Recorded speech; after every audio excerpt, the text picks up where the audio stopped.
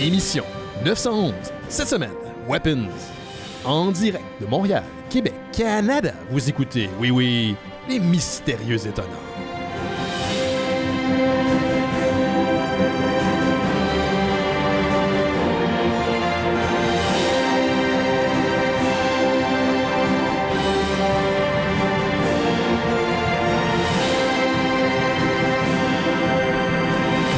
Bonjour à toutes et à tous, vous écoutez Les Mystérieux Étonnants, une émission en balado-diffusion consacrée au BD et à l'ensemble de la culture populaire. L'émission 911 est un inside job!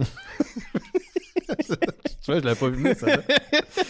C'est l'émission 9-11. Ben oui, c'est vrai, spécial 9-11 aujourd'hui à l'émission. Oui. L'émission où tout s'écroule. Oui, c'est ça. Un pilier à la fois. Benoît Mercier au micro. Et cette semaine, je suis entouré d'une équipe dont les membres sont sous l'influence. Tu vois, tu donnes un peu raison à ma présentation. Je les présente à l'instant. Le premier est toujours un petit peu beurré d'Opération Beurre de Cinoche. Guilla Saint-Cyr est avec nous. Salut, Guilla. Bonjour, je suis beurré. Oui, c'est toujours un petit peu beurré. Oui, les doigts. Ben, tantôt, j'avais de l'huile de Bixi sur les doigts. De l'huile de Bixi? Ah ouais. Oui? Ah oui. Oui. Tu récoltes, tu fais quoi avec ça après? Des repas. Moi et la douce, nous allons à la campagne. Okay. En huile de Bixi. OK. T'as summoné dont Maxime Gervin là-dessus. Hey, on parle de Weapons en dernière partie de l'émission. Si vous n'avez pas écouté Weapons, qui est en ce moment en salle, assurez-vous d'aller l'écouter avant notre critique parce que je pense que ça vaut vraiment la peine. Spoilers, j'ai adoré le film. Oui, moi aussi. On a vraiment les deux aimé ça. Jake l'a vu avec toi d'ailleurs. Il n'est pas là cette semaine, mais les deux aussi, vous avez trippé. Ça a tout arraché. J'ai vraiment hâte d'en parler avec toi. Mm-hmm. Mais je pense que s'il y a un sujet que... Tu sais, des fois, les gens écoutent quand même le sujet à propos de la BD. Mais tu veux pas te faire spoiler. Non. Non, parce que ça va spoiler dans la première minute. Ah oui. Puis c'est un film où... Regardez même pas la bande-annonce si vous l'avez pas vu encore. Allez même pas voir, tu sais, comme c'est qui joue dedans. Rentrez en salle complètement, là, sans rien savoir, puis vous allez avoir une expérience cinématographique la plus pure. Pure. Absolument. Yes. Hey, on va avoir des petites nouvelles, là, toi et moi, Guilla. On va parler de la culture pop, bien sûr. Mais juste avant, j'ai un message vocal d'un auditeur qui est Max, qui nous a déjà écrit par le passé. Puis Max a une question pour nous. Salut les mystérieux, j'espère que vous allez bien. J'écoutais votre podcast, puis j'ai entendu Jake Gros parler de Resident Evil, de Village, puis moi aussi je l'ai vraiment aimé, mais j'ai été un peu déçu parce que j'ai vu sur internet que il y avait eu un problème de plagiat, il y avait plagié un film selon un des boss, puis quand ils ont été mis devant le fait accompli, ils étaient dans le déni finalement, puis ça m'a amené à la question, est-ce que vous êtes capable de séparer le jeu des studios? Je pense aussi à Wukong, qui était un excellent jeu, mais que j'ai eu un peu de difficulté à me le procurer à cause du climat toxique dans le studio, puis j'ai entendu Benoît dire que quand on sait comment les frites sont faites, on a moins envie d'en manger, donc j'aimerais ça vous entendre là-dessus, puis sinon, continuez votre beau programme. Merci, salut. Merci Max pour ta question. Est-ce que tu veux essayer d'aborder celle-ci? C'est une grosse question, hein? C'est une question qui revient souvent. C'est une grosse question. La question du plagiat, c'est toujours complexe à aborder parce que qu'est-ce qu'il y en est, qu'est-ce qu'il y en est pas, à quel moment c'est un hommage, à quel point c'est une référence. Je pense. À quel point des fois c'est accidentel aussi. À quel point c'est accidentel. Je veux dire, j'ai travaillé pendant des mois et des mois avec Rémi sur un scénario, puis il y a pas longtemps que j'ai vu un film où il y a beaucoup d'éléments qui ressemblent à ce qu'on a écrit. Mais tu sais, c'est involontaire parce qu'on a travaillé là-dessus pendant 3 ans, puis le film, il est sorti il y a pas longtemps. Fait que, oui, des fois, tu sais, il y a des discussions, des choses qui sont dans l'air, des idées. Des idées Mais qui sont dans l'éther, là. Ouais, mais tu sais, des fois, c'est juste des modes, tu sais, ça peut être n'importe quoi. Après ça, t'as l'école de pensée d'un Tarantino qui dit, si t'aimes quelque chose dans un truc, prends-le puis mets-le dans le tien, tu sais. Si ça existe, c'est pas pour rien. Tu peux te l'approprier. Après ça, si il y a des traces que la personne a vu ou lu quelque chose, là, je pense que c'est avec le film Together. En ce moment, c'est le cas où c'est James Franco. Ouais, son producteur sur le film, réalisateur aussi avec sa copine, voyons comment elle s'appelle. Oui, Alison Brie. Alison Brie. Ouais. Ils se sont fait donner un scénario, ou en tout cas, il y a des traces qui ont lu un scénario. Qui est celui-ci, qui serait l'inspiration de Together. Oui, puis après ça, il y a ce film-là qui sort, là, tu fais, ouais, ça c'est un peu... Ça, c'est direct. Hein. C'est un peu direct. Après ça, tu sais, je vais prendre l'exemple de Sergio Leone qui avait vu quel film de Kurosawa encore? Je me souviens plus lequel. Mais, Seven Samurai? Ça se peut que ce soit les 7 samouraïs, qui lui a inspiré pour une poignée de dollars. Ouais, c'est Seven Samurai. Ouais, je suis pas mal sûr, oui. Ça lui a inspiré pour une poignée de dollars. Il y a eu une poursuite. Après ça, il a reconnu, oui, qu'il a vu les 7 samouraïs, puis il a fait « Hey, je veux faire ça », puis il pensait s'en sortir. Puis le film est tellement grandiose, le film est tellement bon, puis ça empêche pas les 7 samouraïs d'exister, mais le produit existait déjà. Si tu prends un scénario, si tu prends quelque chose qui existait déjà, tu te l'appropries, puis tu fais en sorte que le produit qui devait sortir ou le produit qui a été créé par quelqu'un ne sorte pas, là, pour moi, ça devient un petit peu plus dangereux. Mais... Et je pense qu'il y a une sous-question aussi, en fait, qui sous-entend Max là, dans son message vocal, c'est l'idée de... Puis cette question est intéressante, elle revient souvent, l'idée de est-ce qu'on est capable de séparer l'auteur de l'artiste de l'œuvre, pardon, c'est ça. Écoute, moi j'ai beaucoup de difficultés à faire des déclarations qui vont tout englober toutes les situations, puis tous les contextes, puis tous les scénarios différents. Ma philosophie, c'est fais ce qui, toi, est en accord avec tes valeurs, puis that's it. Puis moi, je ne séparerai jamais l'artiste de l'œuvre parce que créer une œuvre, créer un film, créer de la musique, créer un jeu vidéo, créer une BD, tu y mets tellement de toi, des affaires que les gens sauront jamais, mais malheureusement, le seul exemple qui me vient en tête, c'est quelque chose par rapport à Weapons, mais Zach Krieger, je ne nommerai pas l'élément en question, mais il a dit... Il y a quelque chose dans le film qui est exactement ce que lui a vécu. Oui, j'ai entendu un moment dans sa vie. Ouais. Zach Krieger, le réalisateur de le réalisateur. Après ça, il dit si vous voulez faire le lien entre ma vie et tout ça, libre à vous. Il dit moi, je sais que c'est là. Si vous voyez pas ça, je m'en fous, ça vous appartient. Mais même un David Lynch prend des affaires dans sa vie pour les mettre dans son œuvre. Puis même si tu fais une commande, même si tu réponds à ce que des intérêts plus grands que toi te font faire, oui, il y a des éléments qui reviennent de ta vie. Star Wars, pour George Lucas, c'est une œuvre hyper personnelle. Parce que c'est son enfance, pas juste dans les références à la culture populaire, mais dans tout ce qui est hang out avec ses amis. C'est lui qui prend position sur le Vietnam, c'est lui qui parle de sa relation avec des militants contre le Vietnam dans les années 60. Tous ces éléments-là sont là. Fait que non, pour moi, ce n'est pas. On peut pas dissocier l'un de l'autre. Les choses n'existent pas en vase clos. Je pense que, pardon, Max, si toi tu veux boycotter un jeu ou vous, les gens à la maison, vous voulez boycotter un jeu ou une œuvre ou qu'importe ce qu'il y en est, c'est quoi? Tu sais, récemment, je vais donner un exemple. Récemment, j'avais une conversation avec un ami qui, lui, n'écoute plus la WWE à cause des positions qu'ils ont eues, les sorties qu'ils ont eues récemment en appui très clair à Donald Trump. OK? La belle-mère de Triple H, le gars qui est à la tête de la division créative de l'entreprise, et fait partie du cabinet. Il y a une vidéo de Trump qui a été présentée récemment lors d'un pay-per-view SummerSlam. Oui, il s'est fait tuer d'ailleurs. Puis il l'a mis en question, il dit « Moi, maintenant, je suis plus capable, je suis out. OK? Leur appui est RFK Jr. aussi, puis c'est pratiques complètement démentes qui s'en viennent par rapport à la santé. Puis lui, il dit « Moi, je suis out, je peux plus suivre. » tu sais. Puis je le comprends. Puis moi aussi, j'ai un gros enjeu moral parce que j'aime le contenu, mais ça, j'ai de la misère. Ce que je veux dire, c'est que si vous arrêtez de le faire, il y a tout le temps du monde qui vont dire « Ouais, mais hey, t'as ça. What about this? » Non, ça t'appartient. Fais ta sélection de trucs que tu vas boycotter, puis tu dois rien à personne. Oui, c'est ça. Il y a des affaires, par exemple, de Harry Potter que je vais me laisser tenter. Le jeu vidéo Hogwarts Legacy, je me suis laissé tenter, je l'ai acheté, j'ai eu du plaisir le temps que j'y ai joué. Après ça, il y a plein d'affaires d'Harry Potter que j'ai pas envie d'encourager, mais ça m'appartient encore. Tu sais, la série télé qu'ils font en ce moment, si je la regarde, ben franchement, tapez-moi sur les doigts, ça se peut que je la pirate parce que j'ai pas envie que dans l'algorithme sur HBO, Crave, là, peu importe où ça va être diffusé. C'est après que ton profil soit associé à ça? Exactement. Exactement. Fait que tu sais, c'est ces façons-là de se dépêtrer. On est plein de contradictions. Absolument. On n'a pas le choix, de toute façon, de par notre existence. Je veux dire, je diffuse à partir d'un Mac, j'ai un iPhone. Il y a des trucs éthiques derrière la construction. Je suis sur un iPad en ce moment. Ça marche pas. Là. Fait que, on fera pas plus les smats. Mais je pense que c'est aussi très bien de vouloir boycotter des trucs ou de ne pas vouloir acheter quelque chose. Finalement, en fait, c'est le dernier pouvoir qu'on a en tant que consommateur aussi, là, en tant que citoyen. Oui, puis ça vous appartient, c'est votre volonté. On peut pas vous shamer pour consommer des affaires si ça vous fait plaisir. Après ça, je veux dire, tu sais, tout est une question de choix, une question de décision.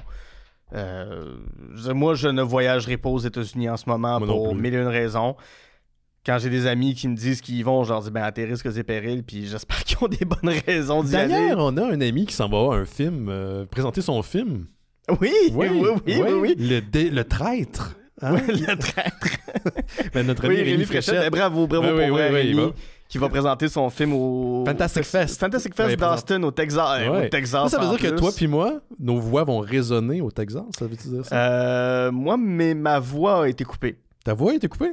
Je pense que... ça se peut. Oui, il me semble que oui. Ça se peut. Il me semble que t'es dans une des pubs, là. Dans une des pubs, non. J'étais dans un extrait. Dans la série télé, je joue dans la série Ma femme est un gobelin. Ouais. qui est une fausse sitcom des années 50-60. Ouais, je vois genre. Ma femme est un gobelin. Ma femme est un gobelin. Devinez qui joue le gobelin? Julien Bernatchez. D'ailleurs, on va souligner la fin de Décideret, qui est animé par notre ami Julien Bernatchez, puis toute la gang qui, depuis 15 ans, faisait un podcast. Oui, 671 épisodes. Oui, ça fait pas mal d'épisodes sous la cravate. Ben oui, aucun autre podcast s'est rendu là, malheureusement. On est dans l'épisode du 9/11. 9/11 aujourd'hui. Mais non, mais au-delà de ça, c'est quand même quelque chose de gros là, qui parle du milieu du podcast indépendant. Puis je sais qu'il y a beaucoup de podcasts qui sont produits...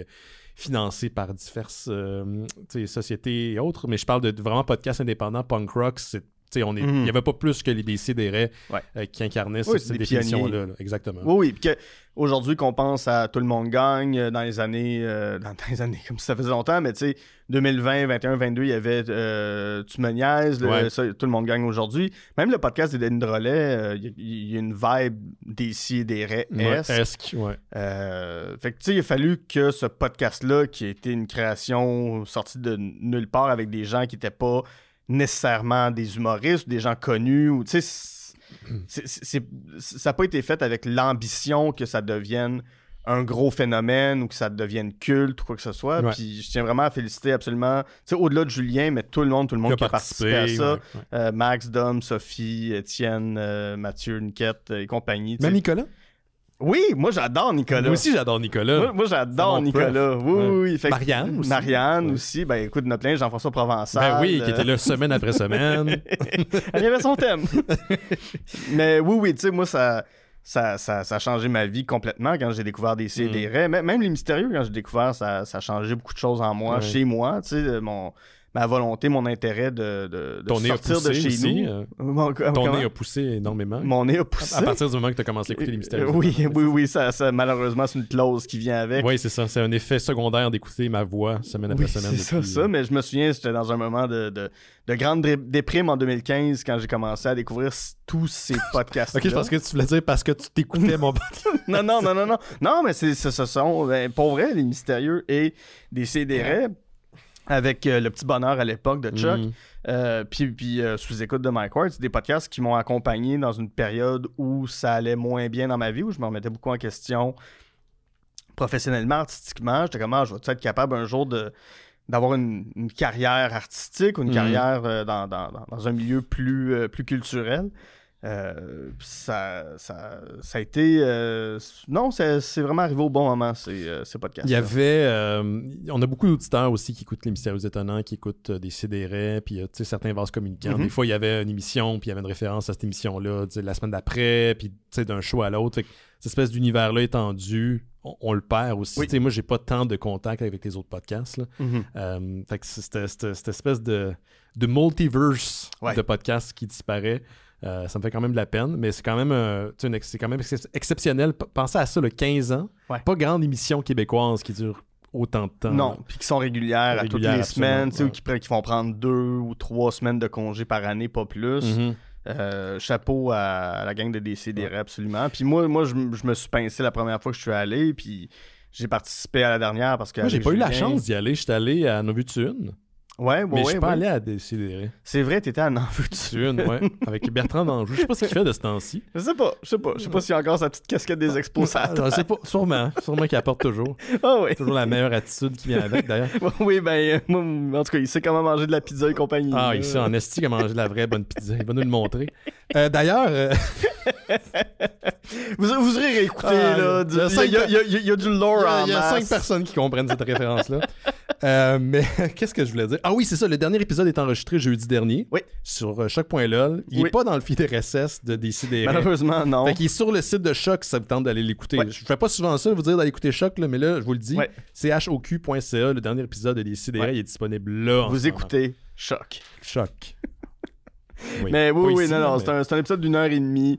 C'est un long chaos, là. Ouais, je l'ai pas écouté encore. Non, ça vaut la peine. Puis, tu sais, il y a Maxime, moi, Jean-François Provençal, Murphy Cooper, puis Julien, là, on est ouais. tous là. Puis il y a des appels des auditeurs, quelques auditrices qui appellent aussi. Puis, tu sais, c'est ça. As-tu eu ta date d'ailleurs? Qui sait? Ah, le futur nous le dira. Sinon, ben, on a fait le tour. Bravo, Décideret. Petite annonce concernant un événement qui s'en vient dimanche prochain. Ça s'est décidé un petit peu à la dernière minute. On vous avait parlé dans les dernières semaines qu'on cherchait une salle pour écouter de la lutte. Tu sais, la lutte fait vraiment Oui, partie oui. de mon univers des mystérieux étonnants depuis quelques années. On a découvert ça grâce à notre ami Gab du Discord des Mystérieux. Puis on va écouter un pay-per-view ensemble pour les gens qui sont intéressés. C'est gratuit. Qui sont intéressés, c'est gratuit. C'est ce dimanche à partir de 1h au Fun Hub de Montréal. Le Fun Hub, c'est un endroit où il y a des arcades, il y a des bars, des trucs comme ça. C'est comme un grand complexe dans le centre-ville de Montréal. Et c'est offert gratuitement par Sébastien Ouellette, qui est un auditeur de longue date des Mystérieux Étonnants. Il a entendu dire qu'on cherchait une place, puis il disait hey, si vous voulez, on peut vous offrir telle place. Il y a comme un genre de balcon avec des TV pour écouter ça. Fait qu'on va aller se présenter là ce dimanche. Puis c'est le fun parce que le pay-per-view de AEW est diffusé à partir de Londres. Donc il sera 13h. Il va être relativement tôt. Donc on va pouvoir partir relativement tôt également. Fait que voilà, il y a de la boisson sur place que vous allez pouvoir vous acheter. C'est ça. Il y a rien de. Tu sais, si vous connaissez pas la lutte, si vous n'êtes pas familier avec ça, c'est pas grave. Présentez-vous pareil. Ce qui est le fun, d'ailleurs, Gab me disait hey, explique que c'est un crossover entre deux fédérations. Tu as la New Japan Federation et la AEW qui est américaine. Donc, c'est comme, t'as pas vraiment besoin de connaître la lutte pour vraiment apprécier. Puis c'est un gros show, c'est un gros spectacle, les pay-per-view, puis AEW en donne en sacrement. Donc, ce dimanche, au Fun Hub de Montréal, à partir de 13h. L'adresse, le 733 rue 4 cartes à Montréal. Donc, en espérant vous y voir. Puis je le rappelle, c'est gratuit. Merci à sa Ouellette. Donc, c'est mes petites annonces de départ. Ben Là, oui. Dis donc, toi, mon petit Guilla. Aussi, je pense, oui, ça. ben je vais y aller avec une plug. Moi Ben oui, aussi, depuis 2000, je vais pas dire n'importe quoi, 16-17. Depuis 2016-2017, il y a le groupe humoristique Les Pile Poil avec qui je collabore au texte. On fait la revue de fin d'année Scram à chaque année. C'est comme un genre de bye-bye indie. Oui, indie sur le web depuis toujours. Tu sais, ça prend de l'ampleur à chaque année. C'est impressionnant ce qu'ils sont capables de faire avec Pour peu vrai, de moyens. oui, Là. avec très peu de moyens. Puis ben justement, là, on va parler de moyens parce que dans une année où on est frappé par des tarifs de Trump et tout ça, c'est Ouais. de plus en plus difficile de trouver des commanditaires, trouver de l'argent. Puis un Cédric coûte pas 12$. Oui, c'est ça. Ouais. Donc, s'il vous reste un peu de sous, les Pile-Poil font appel à vous pour une campagne de sociofinancement. Je vous donnerai pas l'adresse parce que tu sais, c'est avec des barres obliques 00983. Là, ça vous prendra un papier et un crayon. Et Mais qui c'est un encore ça Kickstarter aujourd'hui? ou Indiegogo? C'est C'est un GoFundMe. quoi? GoFundMe? Si vous tapez dans Google GoFundMe, les pile-poils, Scram 2025, vous allez sûrement le trouver. Ou sinon, par la page Facebook Des pile-poils. et sur Instagram, vous allez trouver le lien pour leur GoFundMe. C'est quoi leur objectif? Est-ce Leur objectif, c'est 6 000 $. Ils l'ont lancé hier, à peu près à la même heure où on se parle. Il y a peut-être 24 heures. Puis ils sont déjà à moitié de l'objectif. Wow, bravo. Fait que, bravo, ça va bien. Mais c'est ça.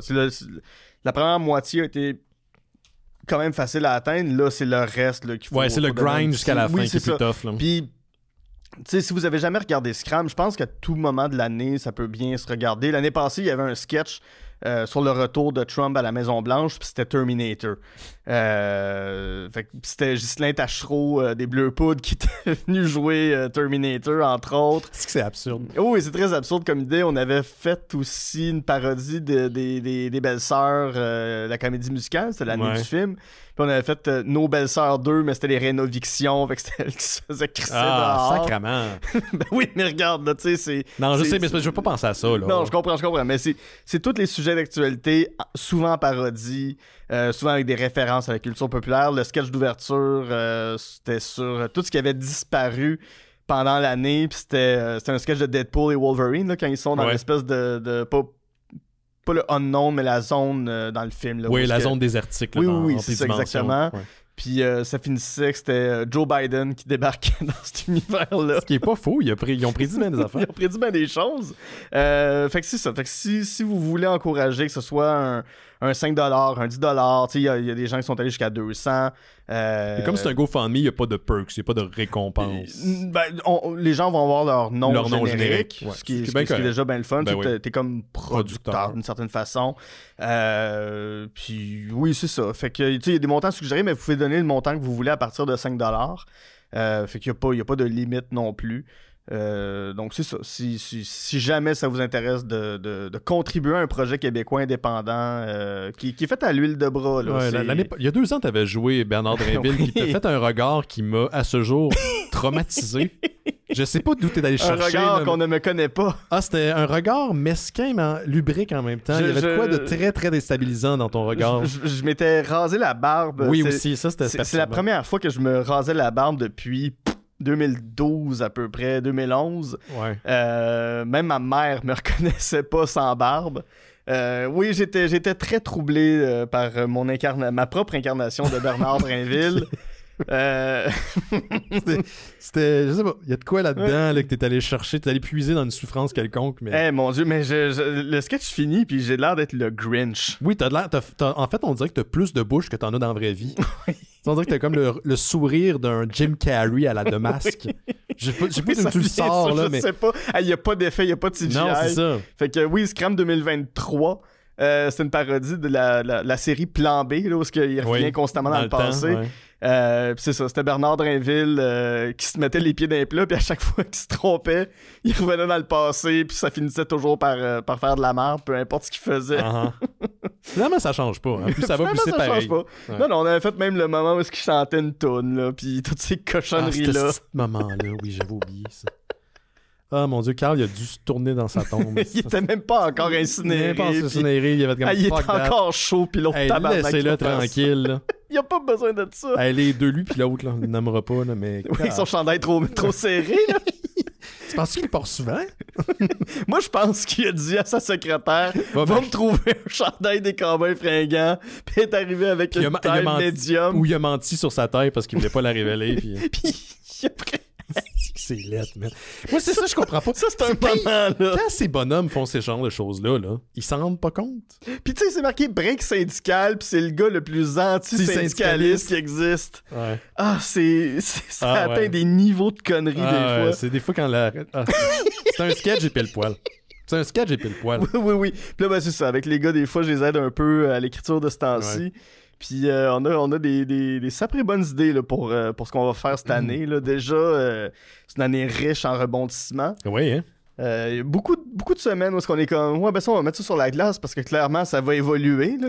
Man, ça fait juste 6 mois que l'année est commencée, puis j'ai l'impression que ça fait. Là, presque 8 mois, d'accord. Mais j'ai l'impression que ça fait 1 an et demi. J'ai l'impression que ça fait 3 ans. Ça a qu'on juste vit pas en rapport. 2025, c'est l'année la plus Quand tu dis que c'est plus stressant que la COVID. Là... Tu te rappelles quand l'année a commencé avec un Sali nazi? Ouais. C'était pas il y a 2 ans, ça? Non, c'est cette année! Ouais. Fun times, hein?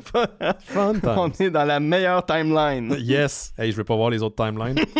Hey, j'ai une petite nouvelle concernant, pas vraiment Weapons, parce qu'on va garder ça pour tantôt en fin d'émission, mais sachez qu'il y a déjà des préparatifs, si on en croit THR, The Hollywood Reporter, des préparatifs pour un antépisode au film de Zach Cregger qui... Je vous le rappelle, je pense que c'est week-end d'ouverture, 43 millions de recettes. Ouais, c'est énorme. Ils sont rendus à 83 millions de recettes, ce qui est énorme pour un film qui n'est pas basé sur une franchise, qui est un relativement petit film. Et devant le succès de Weapons puis de son film précédent, Krieger, on parle de Barbarians, il y a le vent dans les voiles à Hollywood. Puis là, New Line puis Warner Brothers Discovery, qui ont financé, qui ont produit Weapons, sont intéressés à avoir un antépisode sur le personnage de Gladys. Oui. Qui est... Ne disons pas qui elle est. Non, on vous dira pas qui est Gladys dans le film, mais vous voulez rencontrer Gladys. Oui. Vous voulez savoir c'est qui Gladys. Puis d'ailleurs, Gladys, dans Weapons, il y avait un segment qui était consacré. Ouais. Et ça a été coupé pour des raisons de temps. Le film est quand même déjà assez long, c'est 2h10 avec le générique. Fait qu'on a décidé de le retirer, mais ça donnait l'idée aux producteurs de pouvoir éventuellement faire un anti-épisode. Ouais. Il n'y a rien de signé pour l'instant, c'est tout ce qu'on sait de Hollywood Reporter. Je rapporte pas vraiment des rumeurs habituellement, mais THR sont bons. S'ils disent ça, c'est parce qu'ils ont vraiment des bases solides. Et lui, Jack Krieger, est en train de travailler sur un nouveau film qui n'est pas un IP puis qui est personnel à lui. On parle de Resident Evil. Basé sur un scénario qu'il a écrit d'ailleurs. Fait que je suis vraiment curieux. Sur Raccoon City, j'ai aucun détail moi par rapport à Resident Evil. En fait, j'ai appris récemment qu'il était en train de travailler là-dessus. Puis fait intéressant, j'ai écouté une entrevue avec lui ce matin. Il est passé à des Last Podcast on the Left. Ouais. Puis il disait que le contrôle créatif qu'il avait sur Resident Evil est le même sur les 2 derniers films qu'il a fait. Okay. Donc c'est pas un contrôle créatif final, complet. Mais il semble avoir quand même carte blanche, en tout cas une bonne latitude pour cool. Créatif, fait que je suis vraiment intrigué. Et je sais qu'il a écrit un scénario pour le DCU de James Gunn. Tu sais quoi le film, le nom? Aucune idée. Ça s'appelle Henchman. Un henchman, c'est un goon. C'est ceux qui travaillent pour les super vilains, là. Tu sais, ceux qui sont les gens, les souffres-douleurs des henchmen. Donc, il a écrit pour DC Studios ce scénario. Puis, il y a déjà un autre scénario en banque qui s'appelle Flood, qui est un film de science-fiction. Donc, je serais très, très, très intrigué de voir Krieger réaliser un film de science-fiction. Mais en tout cas, il y a le vent dans les voiles. Hey, pour Resident Evil, il a été payé 20 millions de dollars, ce qui est énorme pour n'importe quel réal, mais surtout quelqu'un qui fait son 3e film. Ouais. That's it, là? C'est son... techniquement, ce serait son 4e film. Son premier film, c'est Miss March. J'ai jamais vu ça. C'est un film des Whitest Kid You Know, qui était son groupe d'humour, mais... c'est pas regardable. C'est de l'humour de Toton. Très début 2000. Fin 2000, début 2010. Hey, ça doit être bien. Ça doit bien lire. Écoute, as-tu déjà laissé un lait pendant 8 semaines sur un comptoir? Ça ressemble à ça, ok. Tu m'as montré tantôt un extrait de leur sketch. The Whitest Kid You Know. C'était vraiment bon, mais ça fait très début 2000. Mais j'aime qu'ils poussent l'enveloppe. Mais absolument. Ok. Fait que c'est ça pour Zack Krieger, puis éventuellement peut-être un antépisode à Weapons. Mais... je sais pas pourquoi, si j'étais lui, j'y retournerais pas. Pense à autre chose. Pense à une autre IP ou pense à... Réalise pas l'antépisode. Pour Weapons? Ouais, l'antépisode de Weapons, non, ça a été fait. Donne ça à quelqu'un d'autre. Oui, c'est ça. Oui, laisse ça à quelqu'un d'autre. Mais je sais pas pourquoi, j'ai l'impression que Zack Krieger, c'est comme... ça pourrait être un autre chum. En entrevue, il a l'air vraiment sympathique. Ouais, mais j'ai l'impression qu'on pourrait jaser avec, passer une soirée à boire de la bière avec lui, puis... c'est comme, oui, on vient, lui et Jake, mais c'est comme, on vient de la même place, là. On vient des mêmes... j'ai l'impression qu'on a les mêmes références, la même Penses-tu qu'elle aime François Pérusse? Probablement, oui. La petite vie, François Pérusse, c'est dans une gars exprès de chez vous. T'imagines-tu, tu sais, comme il est francophile puis il tripe sur François Pérusse? Ça serait malade. Là, ça serait de lui. Ça ferait de lui la meilleure personne sur Terre. Il fait des jokes de Mona. Puis comme, so you know, Gladys at first, her name was Mona. Mona. From François Pérusse album du Pope Tome 2. Oui. Ouais. Fait que c'est ça. Qu'est-ce que t'avais de ton côté? Quelques petites nouvelles, moi aussi. Ça a été annoncé il y a quelques mois qu'on va avoir un Scary Movie 6. Donc, cette franchise va renaître, elle aussi, de ses cendres. J'ai écouté le 2 avec Rémi, justement, pour notre cycle d'ambifurcation dédié à Tim Curry. Ok, oui. Puis, oui, j'avais regardé avec lui. Ouais, Rémi, il a l'air... Moi, pour vrai, j'ai trouvé ça insupportable. Non, le deuxième, j'ai de l'amour pour ça. Ouais. Le premier, j'ai de l'amour. Après ça, je pense pas que j'ai vu le 3, 4 et 5. Je pense pas qu'il y a tant d'amour sur 4 et 5 non plus. Je pense pas non plus. Des films excessivement profitables, par exemple. Oui, mais là, bon, ça fait une quinzaine d'années au moins qu'on n'a pas eu un Scary Movie. Et voilà, ça va renaître. Et ça a été annoncé que Regina Hall et Anna Faris, qui était de la mouture originale, reviennent 25 ans après le premier, qui est en 2000. 25 ans. 25 ans. C'est un classique. C'est officiel. À quand le Criterion? ça serait malade. Oui. Il pourrait techniquement avoir un 1 sur Mediafilm depuis 5 ans. Moi, j'ai souvent regardé le premier. J'ai vu Scary Movie avant de voir Scream. Oh, parce que la première partie de Scary Movie suit de très près Scream. C'est presque scène pour scène. Ouais. Puis bon, après ça, il y a des références à d'autres films. Oui. Mais bon, tu sais, avec Naked Gun qui est de retour, avec un Spaceballs qui s'en vient, Spaceballs 2. Spaceballs 10 Reloaded. This ça. time is more personal. The Quest for More Money. Ouais. On est en droit d'espérer un Scary Movie 6 qui pourrait être le fun. Ouais. Je pense que il y a un retour de la comédie en salle. Il y a une volonté de voir des bouffonneries à l'écran. Tant mieux. Moi, je suis toujours preneur de voir des gens tomber et se faire envoyer des tartes à la crème dans la j'appelle face. ça des films de cabochon. Puis j'aime ça, moi, les films de cabochon. Les Naked Gun, ça fait partie de mon enfance. Je les écoutais, je pense que c'était à TQS que ça passait quand j'étais jeune. Puis il paraît que le dernier il a été créé dans la veine de ce qui a été fait auparavant. C'est pas plus, c'est pas moins que ça a déjà été.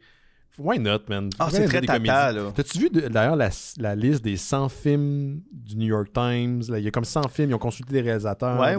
Puis dans la liste, c'est 100 films pas de tous les temps, mais du 21e siècle. Il y a des films comme Anchorman. Le premier sur la liste, c'est Superbad. Oui. À 100e position. Ouais, il y a 40 Years Old Virgin qui revient souvent. Bridesmaids, ça revient souvent dans les tops aussi. Je suis content que la comédie ait cette place-là. Sure. Oui, Anchorman, man, Anchorman, c'est malade. C'est une des meilleures comédies, point barre. On parlera pas du 2, là, mais... Ben, le 2 est sympathique. Ouais. Mais non, ça s'égarait par rapport au premier. Mais tu sais, Talladega Night, man, c'est J'ai jamais vu celle-là. Oh, man, c'est un chef-d'œuvre, Talladega Night. Chris, c'est bon. If you ain't first, you're last. Je sais pas c'est quoi la référence, mais c'est vrai. C'est le père de Ricky Bobby qui rentre dans sa classe quand il est enfant puis il est comme don't forget, if you ain't first, you're last. Hey, ça te traumatise un enfant pour une vie, ça? Écoute, ils font... Je veux pas tout te dire les gags, mais ils font une prière à Jésus autour de la table. T'sais, ils font une bénédicité là, pour remercier pour toute la bouffe que le Seigneur leur amène. Puis c'est genre du PFK à grandeur de la table. Qui a réalisé ça? Adam McKay. C'est Adam McKay, le gars qui a fait justement... Oui, qui a fait Anchorman, Don't Look Up. Oui, exactement. Academy Award winner Adam McKay.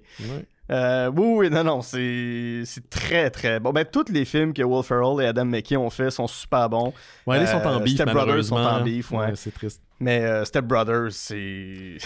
Moi, c'est ce qui m'hallucine, parce que j'arrête pas de... C'est qui le gars? C'est Richard Jenkins, je pense, dans Step Brothers, qui est le père. Ouais. J'arrête pas de voir Richard Jenkins dans plein de films. Oui. J'écoute un film, puis il pop. Il pop un moment donné. J'aime beaucoup ce gars-là. Je l'adore dans le film The Last Shift. Je sais pas si tu l'as vu. Non. Il est excellent. Qu'importe le film dans lequel il joue, il est super bon, mais des fois, il pop. Je suis comme, mais oh, qu'est-ce qu'il fait là, Richard Jenkins? Cabin in the Woods, il est là. Il est là, exact. Oui, c'est vrai, il joue un des gars qui s'occupe... En tout cas, je dirais pas c'est quoi, je l'ai pas vu. Là. C'est le everyday normal guy de chauve et de 60 ans. Mais il amène tout le temps son 120%, je trouve. Oui. Il est tout le temps sur la coche. Ouais. Elle l'aime bien. Fait que, oui, où est-ce qu'on était parti sur une chire, là? Moi, c'était pas mal ça sur Scary Movie 6 et le retour des comédies à l'écran, dans les écrans de cinéma. Je suis bien content. Moi, c'est un genre que j'apprécie énormément. Puis, tu sais, je trouve que les 15-20 dernières années, ça a été beaucoup de films très sombres ou des films de super-héros. Mais tu sais, très peu de petits films légers, simples, mais américains. Avec un bon budget, parce qu'au Québec, en France, en Europe, on en fait encore. Mais des pures comédies américaines, ça s'est comme perdu. Puis là, je sens qu'il y a une tendance à vouloir ramener ce genre-là à l'écran. Laisse-moi te poser une question, parce que je sais que dans le cadre du Patreon que vous avez pour l'Opération Beurre de Cinoche, Oscar Donsa, vous revenez en arrière. Vous passez tous les films qui ont été nominés aux Oscars, puis vous faites année après année. Est-ce que tu remarques, parce que j'ai l'impression peut-être que la comédie, c'est ça, il y a des vagues, puis la comédie est peut-être une vague en réponse au fait qu'on est tous fucking stressés et ça va pas bien. Tu sais, des fois, on veut s'échapper.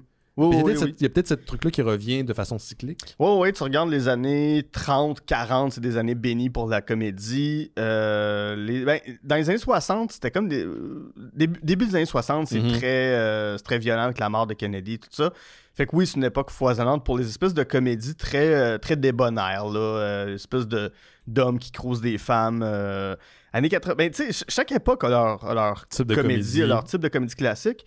Mais pour les années 2010, probablement à cause de l'arrivée du web, puis que c'était plus facile de faire une joke instantanément sur Internet, puis l'arrivée des plateformes aussi. Des sketch comedies, Funny or Die. Exactement. Lonely Je pense que Island ça a un peu tué la comédie au cinéma. Il y a beaucoup de comédies qui ont été faites pour des plateformes, mais peu de comédies au cinéma, parce que ça coûte cher quand même faire une comédie, puis tu peux pas faire une comédie de 2 heures. Judd Apatow a essayé des comédies de 2 heures et demie. The Bubble, là, qui est excessivement long. Ouais, ça, j'ai pas vu. Ça marche Ça pas. avait l'air dégueulasse. Non, c'est pas très bon. Mais, juste son film avec Adam Sandler, de l'humoriste qui revient là, après plusieurs années. Je l'ai pas vu encore, Funny People. Funny People, mais tu vois, This is 40, bon. C'est presque 2 heures. Oui, puis Funny People, je pense que c'est pratiquement 2h15. C'est pas 2h30, c'est interminable. Mais c'est parce que de la comédie, ça coûte très cher. Je vais prendre l'exemple de Naked Gun. Il y a des séquences d'action pour vrai. Tu sais, la première séquence qu'on a vue dans la bande-annonce, ça ressemble au début de The Dark Knight, dans une banque, avec un cambriolage, tout ça. Tu sais, ça demande beaucoup de ressources. Fait que tourner ça, c'est des journées à plusieurs millions de dollars, mais pour des films qui peuvent durer 1h30. Fait que, est où la rentabilité? Puis est-ce que les gens vont se déplacer pour 87 minutes, 90 minutes? Tu sais, Naked Gun, c'est 87 minutes, incluant le générique. Est-ce que tu vas charger 15$? Mais on voit que les gens sont au rendez-vous. Mais c'est ça, je regardais, c'est drôle parce que là, tu parles d'un retour, mais je me souviens qu'au début des années 2000, avec American Pie, tu sais, American Pie était le premier film, pas le premier film, mais un des films qui a ramené cette espèce de vague de films d'ado, de comédie, parce qu'il était là avant, qui a disparu, qui revenait qu'American Pie. Tu sais, sans American Pie, il n'y a pas d'Anchorman. Non. Veux pas, il y a comme cette mouvance-là qui a eu lieu à cause de cette film-là, que cette franchise qui a été excessivement populaire. Ouais. Puis, tu sais, là, peut-être qu'on a été dans un creux. Là, ça revient. Tu sais, les films de franchise, que vous l'ayez, là, pas la Marvel fatigue, à un moment donné, t'as le goût de voir des trucs originaux. Oui. Puis là, t'as l'horreur en ce moment qui font que, tu sais, Longlegs, Weapons, Barbarians, Hereditary. On est dans cette espèce de mouvance de petits films, je fais guillemets radiophonique, là, mais petits films d'horreur bien foutus qui sont excessivement rentables parce que ça prend pas grand-chose pour pouvoir être profitable. Ouais. Fait que tout est cyclique, là, finalement, là. Les choses, tu sais, des contextes différents. Les choses reviennent, oui. Puis, tu sais, dans à peu près 2 ans, on va avoir un nouveau Spaceballs. Comme je disais tantôt. Fait que, il y a cette mouvance-là de ramener peut-être même de la parodie de plus en plus. Puis de se sortir. En fait, c'est intéressant parce qu'il y a plusieurs théories sur la mort de l'Internet. Oui. Et que qui est en train de se concrétiser d'ailleurs. Se concrétise et de plus en plus de gens font. Mais j'ai plus envie d'aller sur Internet en tant que réseau social. Tu sais, ça va être. Je vais consommer du TikTok, je vais consommer du YouTube, mais ça fait qu'il n'y a plus de référents communs at large. Donc, les produits humoristiques comme un Scary Movie, comme Naked Gun, peuvent puiser un peu dans... Je pense que ça va recréer une culture de masse. La mort de l'Internet comme on la connaît en ce moment. Mais la mort de l'Internet est due aussi au fait, si on suit la théorie, c'est que le contenu est tellement... Le contenu fake généré par l'IA va dépasser celui qui est réel. Oui. Les comptes de gens qui interagissent vont être de plus en plus fake. Et il y en a en ce moment. Oui. Quand vous citez sur Internet, même en français, pensez pas que c'est nécessairement quelqu'un qui est vrai derrière. Non, c'est ça. Puis, mais il n'y a plus de viralité sur Internet. Non, ben, il y en a encore, mais ça va changer. Mais l'idée, c'est qu'éventuellement, comme tout ça va être faux, ça va nous désintéresser en tant qu'utilisateur. Je pense que le futur, puis là, j'invente rien, il y a d'autres personnes qui se sont exprimées là-dessus avant moi, ce sera des petits réseaux privés comme Discord l'est déjà, de communautés qui se regroupent. Oui, c'est ça. Ça va être ça. Puis c'est peut-être bien mieux comme ça, en fait. Oui, on va arrêter de s'engueuler pour tout et rien. Conneries, là, fait que pour moi, ça c'est associé à un retour de la comédie parce que ça crée des nouveaux référents, des nouvelles références auxquelles on peut s'identifier. Et peut-être même que tout le monde va finir par, encore une fois, regarder la même émission. C'est juste qu'on se sentira plus obligé de s'obstiner là-dessus sur Internet. Qui s'obstine? Qui s'obstine sur Internet? Non, mais je mets plus d'énergie là-dedans depuis longtemps. Non, moi non plus. Fuck off. Moi, pour gérer un groupe sur Internet, le point beurré. C'est toi l'exemple que je donne de quelqu'un qui se donne pour gérer un groupe que moi, je serais pas capable. Ah, mais à ce temps, c'est juste... Tu m'énerves, je t'enlève. Parce que je te vois aller, puis tu sais, le groupe est gros, là. Ouais. À chaque fois, je suis comme, man, j'ai pas d'énergie pour ça. Je sais pas comment vous faites pour gérer ça. Mais à cette heure, t'as plus de chance. C'est bye. Non, c'est ça. Je m'en fous. Là. Ouais. Je te delete, là. En fait, tu sais, si ça fait genre 3 ans que t'es sur la page, je vais être comme, je vais peut-être t'écrire pour faire comme, yo, ça va, tu sais, calme-toi. Mais, tu sais, Non, c'est des affaires juste comme qui se fait genre 3 mois que t'es sur la page, là, ciao, bye. Ouais. T'apportes rien, t'apportes la vie est rien trop d'intéressant. courte pour endurer les cons. Là, fait que... C'est ça, exactement. Hey, on parlait de... En partie, on parlait de Marvel Fatigue. Oui. Puis c'est une petite nouvelle vraiment rapide que je trouvais assez intéressante de noter quand même. Il y avait... c'est l'acteur Ryan Reynolds qui va de retour dans le prochain film de Avengers. Sous forme de Pog? Doomsday. Oui. Je prendrais pas mal. Moi, une série de Pog de Ryan Reynolds. Ben, il y avait un Pog Deadpool dans le dernier Deadpool. Ouais, mais moi, je joue Ryan Reynolds. Je veux pas qu'il y ait un masque. Okay. Je veux que... Mais tu veux juste tes Pog. De Ryan Reynolds, avec son beau petit minois Tes canadien. scènes en carton. Ah oui, exactement. Oui, C'est ça. Je veux un slammer. un slammer Deadpool, un slammer Ryan Reynolds. Oui, mais sa tête, là, tu sais, comme en métal. Pas la scène. Ça serait-tu lui dans Van Wilder? Oui, je l'aime. Mais moi, Van Wilder, j'aime beaucoup ça. C'est mon Okay. guilty pleasure. Pas la version unrated, mais too much. Ah mais ouais, okay. J'aime beaucoup Van Wilder. Puis il y a un petit fond intéressant dans Van Wilder. Tu sais, il est pas dans l'humiliation. Il est super inclusif. Il juge pas personne. Il s'en prend au bully. Il s'en prend au bully. Avec il son aide chien. les nerds. Oui, là, ça c'est un petit peu intense. Ça vieillit mal. D'ailleurs, il y a le même gag dans Dirty Works Oui, de Norm je sais. Macdonald. Oui, je sais. Je l'ai écouté récemment, Dirty Works. Pour vrai? parce qu'il Moi était aussi, il était sur Tubi. Mais sous la version de Norm Macdonald? La version uncut n'est pas disponible nulle part. Moi, j'ai regardé la version uncut. Moi, j'ai regardé la version... Parce qu'il semble qu'elle n'est pas disponible, cette version-là. Non. C'est-tu chez Vinegar Syndrome ou... Non, en tout cas, Rémi pourrait te le dire. Là, c'est avec lui qu'on Je pensais l'a qu'elle regardé. était non disponible. Ils ont retrouvé une VHS de Dirty Work, qui est le montage que Norm Macdonald voulait que ce soit. Ouais. Et il y avait les pellicules du film. Donc, ils ont remonté au frame près le film que Norm Macdonald J'avais entendu envisageait. dire qu'il était en train de retravailler non, ça. c'est sorti. C'est sorti, là. C'est sorti. Ben J'ai là, regardé la semaine passée. OK. C'est quand même très bon. C'est très trash. C'est très con. Oui. Ce qui est surprenant, c'est quand tu y penses, là, mais à part Artie Lang, tout le monde dans le film est mort. Oui. Tout ce monde est mort.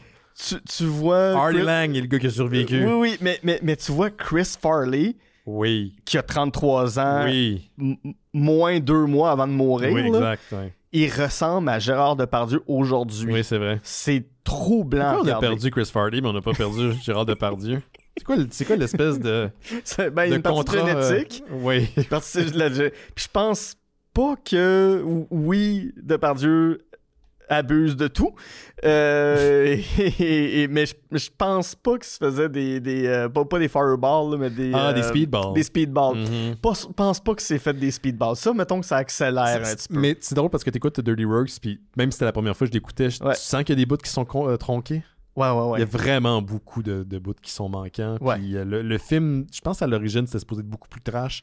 C'est-tu Bob Saget qui a réalisé ce film-là? Oui, c'est Bob Saget qui réalise. Qui est décédé, c'est vrai. Qui est décédé lui aussi. Oui, non. Tout le monde est mort, puis pas de façon paisible dans leur sommeil. Là. C'est tout le monde, genre, c'est une crise cardiaque. Norm, c'est une crise cardiaque. Genre, non, Norm, c'est le cancer. Ah oui, c'est le cancer. C'est... Hey, have you... so, I have this good friend. His name is Norm. Hey, he went to a friend of mine, and he said, oh, you have cancer. And I said, oh, it shows. C'est très humour de Norm. Where's the joke? There's no joke, I'm serious. Oh my. mais il aimait ça, rendre les gens mal à l'aise. Oui, c'est ça qui est drôle au final. Oui. Sa vidéo de lui qui parle de la mort du Crocodile Hunter, là. Je l'ai pas vu, ça. T'as jamais vu ça? J'ai vu. Moi, ma préférée, c'est lui qui est à Conan, puis il insulte le film de la fille qui était dans Melrose Place. Elle vient plugger son film que tout le monde se calisse. Tout le long, il passe par-dessus, puis il est comme... Il en fait des dérails l'entrevue, puis même Conan, il est plus capable à la fin. Mais il est au show de Jon Stewart, là, avant qu'il fasse le Daily Show. Puis, ça, Norm Macdonald est comme « Hey, you know who died? The Crocodile Hunter! Oh, what a surprise! Hey! » Il passe sur une chire de comme « And you know what's the biggest part about all that? Is that he was not killed by a crocodile.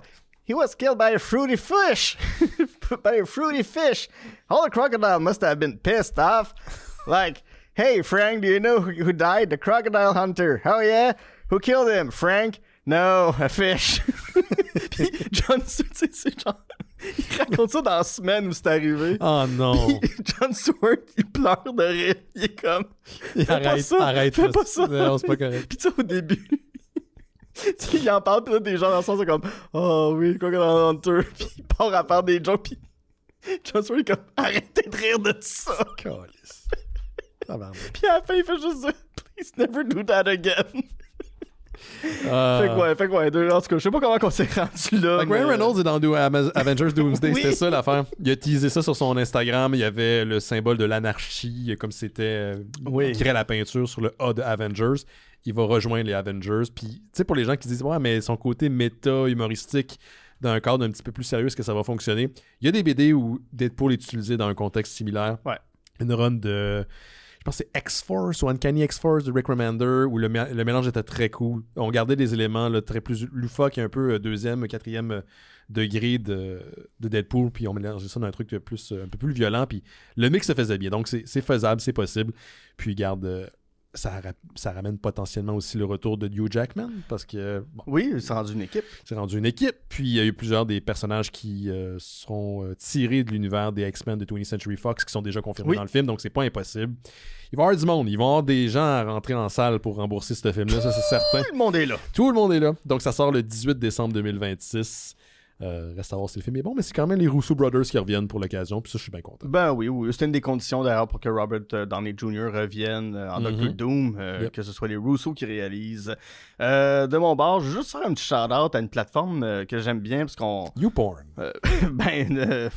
Oui, mais une plateforme où on retrouve du contenu québécois, Benoît. OK. Je trouve ça important quand même. T'sais, on est dans une époque où on a de plus en plus peur pour la culture québécoise, puis je trouve qu'une plateforme comme Crave en ce moment fait vraiment des gros efforts. Puis oui, je sais que c'est belle, je sais que bon. Je suis abonné à vous, le Crave, j'aime beaucoup votre plateforme. Moi aussi, je suis abonné. Bon, j'aime pas le truc quand il faut accélérer pour comme style VHS style là, pour le contrôle oui, là, mais oui. C'est pas parfait. Non. Mais je veux dire qu'ils mettent quand même du très bon contenu. Keb, puis ils vont aller, tu sais, en ce moment ils font une curation de plein de séries qui ont marqué notre jeunesse, ou peut-être un peu plus jeunes aussi que nous, mais tu sais, je pense à Une grenade avec ça qui est maintenant sur Crave, Radio Enfer depuis quelques semaines qui est là aussi, Méchant Changement qui est à Vrac TV, il y a un documentaire sur Dans une galaxie près de chez vous pour les 25 ans de Galaxy auquel j'ai participé, il y a un docu sur Mixmania. Tu sais, des fois, on se dit, tu sais, on trouve qu'il manque d'affaires originales au Québec. Puis, j'allais de 3 suggestions. Une que vous avez sûrement entendu parler, Empathie, de Florence Lompré, qui est phénoménale. J'ai pas écouté encore, mais tout le monde me dit c'est malade. C'est mon jam? C'est ton... Je sais pas si c'est ton jam, mais c'est proche d'un milieu que tu fréquentes avec ta job. Oui. Milieu qui de touche à la la santé santé mentale. Oui, exactement. Puis, aussi à l'itinérance, d'une certaine façon. Fait que je pense qu'il y a des éléments que tu vas trouver que c'est un peu trop proche de la maison par bout, là, mais tu sais, ça se regarde très bien, c'est super bien écrit, de Florence Lompré. Complètement lissé, de Rosalie Vaillancourt, qui est une parodie des frères Scott, de toutes les séries pour ados des années 2000, incluant Buffy. Ah! Oui, il y a des... là, tu me parles. Il y a toute une trame que c'est genre... Mais là, est-ce qu'il pourrait y avoir des vampires à l'école? Ça, j'aime ça, ok, oui. Oui, fait il y a comme le côté magique qui sort de nulle part, puis c'est très Naked Gun-esque, parce qu'il y a un gag tout le temps. Tu sais, il y a une salle, la salle de classe, pas la salle de retenue, avec les ados trash. Il y a des graffitis partout. Puis à un moment donné, je marqué El Barto. C'est con. C'est une référence aux Simpsons. Oui. Ça, c'est clairement quelqu'un qui est... Je sais pas si c'est un clin d'œil ou une vraie joke qui a été écrite. Non, c'est l'équipe, la direction artistique qui ont fait qui ont marqué El Barto. C'est hot, ça. C'est très hot. Puis, tu sais, c'est volontairement doublé comme les séries qui étaient à Vrac TV, Canal Famille un peu. Une espèce de gros accent français. Genre international, normalisé. International, que tu vois que les lèvres des comédiens matchent pas avec le doublage. Puis des fois, ils sont allés chercher des vrais doubleurs de séries québécoises. Là. Fait que il y a 3 saisons. Ça se regarde super bien. C'est hyper drôle. Corrige-moi si je me trompe, mais il n'y a pas de section Keb, identifiée Keb. Il me semble sur la plateforme. Oui, section de chez nous. De chez nous? Ouais. OK.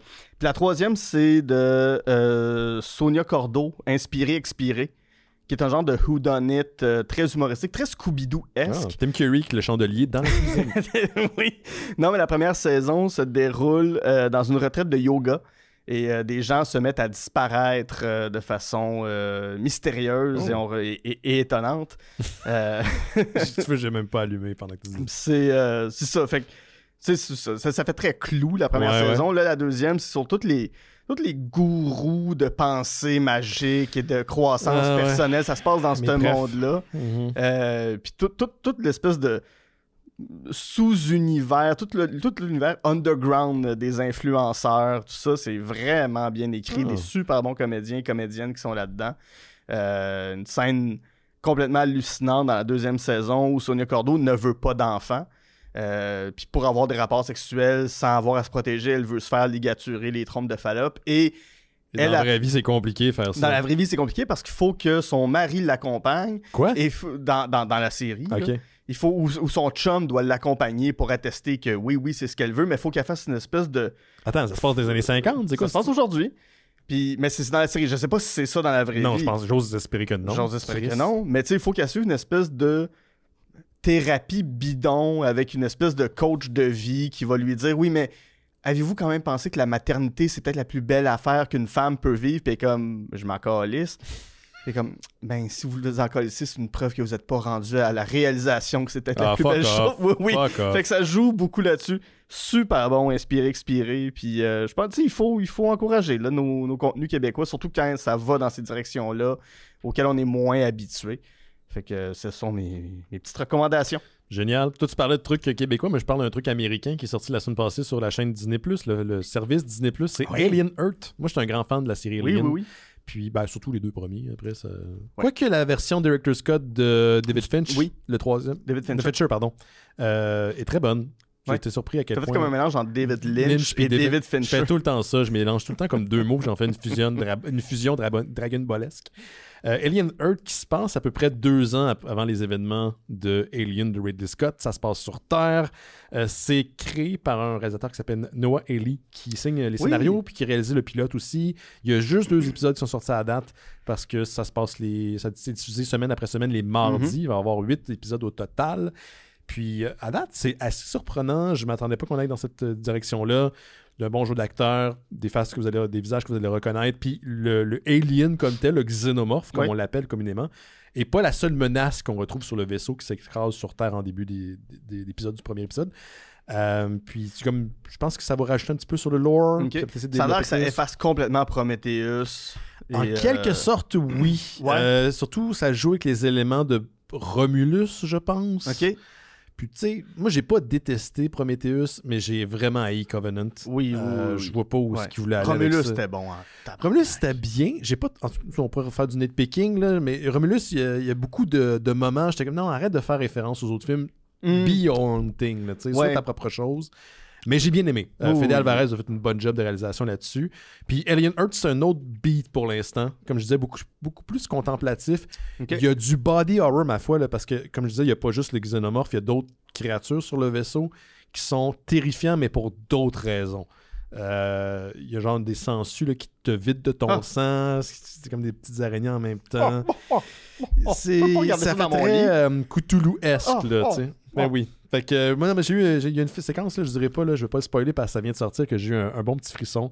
C'est bien le fun pour l'instant. Si vous êtes avare de nouveaux contenus Alien, puis vous êtes toujours un petit peu sédent parce que la franchise va un petit peu dans toutes les directions inimaginables, ben sachez que pour l'instant, Alien Earth, ça semble être bien parti. Cool. Fait que je vous le conseille fortement. C'est sur Disney+. Cool. Puis c'est tout ce que j'avais, moi. Puis bientôt sur Disney+, il y a la 5e déjà saison de Only Murders in the Building. Oui. Super série. C'est la dernière d'ailleurs. Je pense que c'est la dernière. Je crois que c'est la dernière, ouais. Je pense que ça a été annoncé comme ça. Mais moi, c'est un petit ça, c'est un whodunit en maudit. Oui, ça, c'est dans le très whodunit. Moi, ma dernière nouvelle, on a appris hier ou avant-hier le décès de Terence Stamp. Oui, Zod. Zod, né en 1938.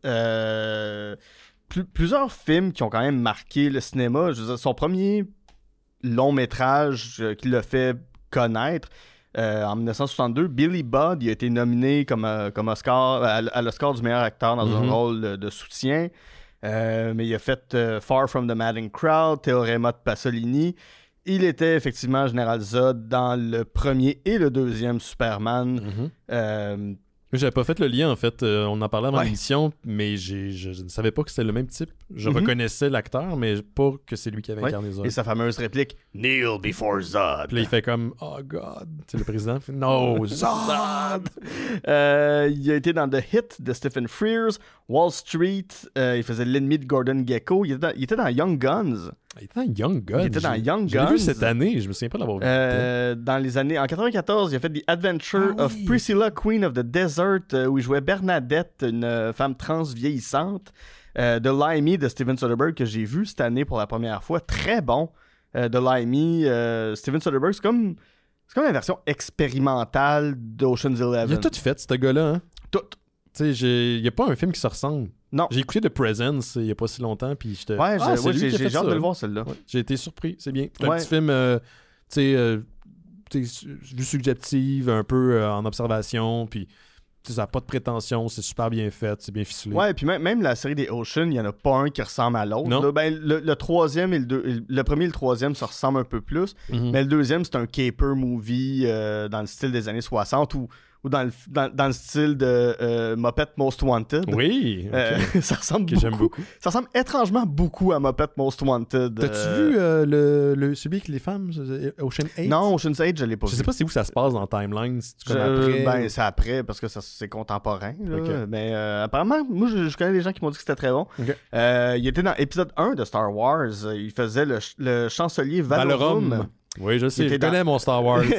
Il était dans Electra, il a été dans Wanted avec Angelina Jolie, donc une grosse carrière quand même au cinéma. 87 ans quand même. 87 ans. Il en a vu des affaires. Il en a vu des affaires. Fait que, ben oui, à Terrence Stamp, Rest in Power and in Zod. Yes. Il quitte juste avant la fin.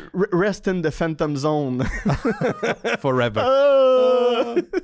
Ça a l'air de la pire affaire, hein.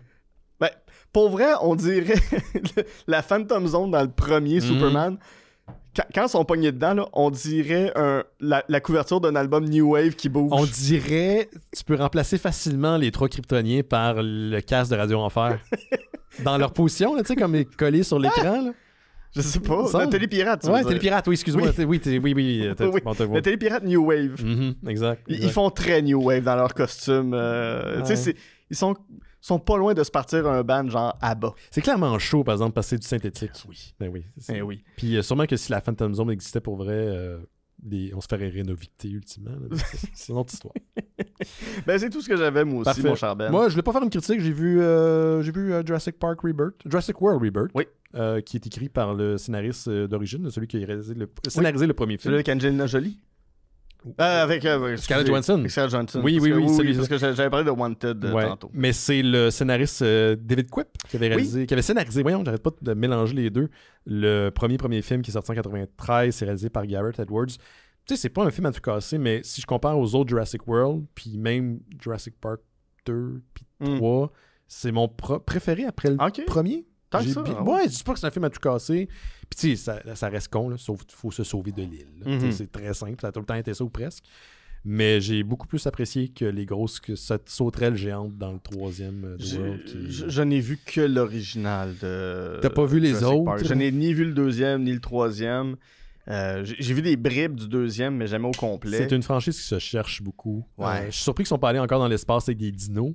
Ouais. C'est habituellement les franchises qui perdurent trop longtemps finissent par aller dans l'espace. C'est pas le cas, mais j'imagine que c'est possible. Écoute, mais non, j'ai bien aimé. C'était très bien. C'est adéquat. Il y a un film qui s'en vient, tant qu'à parler de dinosaures. Ouais. Est-ce que c'est Primitive War? Je pense que c'est ça. Ouais, c'est un film australien, science-fiction, action, horreur. Qui se passe... je veux pas dire n'importe quoi, là. Fait que, je crois que ça s'appelle Primitive War. C'est un film qui se passe dans la guerre du Vietnam, des Américains qui se rendent au Vietnam. Oui, je l'ai vu passer, puis il y a comme une vallée, puis il y a des dinosaures dans la vallée. Oui, puis je suis comme... Enfin, pourquoi Jurassic Park a le monopole des dinosaures? Non, allez-y, oui. Allez-y, all-in, là. Faites-nous des films de dinosaures dans des contextes où ça n'a pas rapport, là.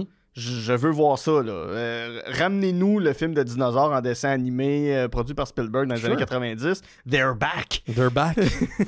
16 million...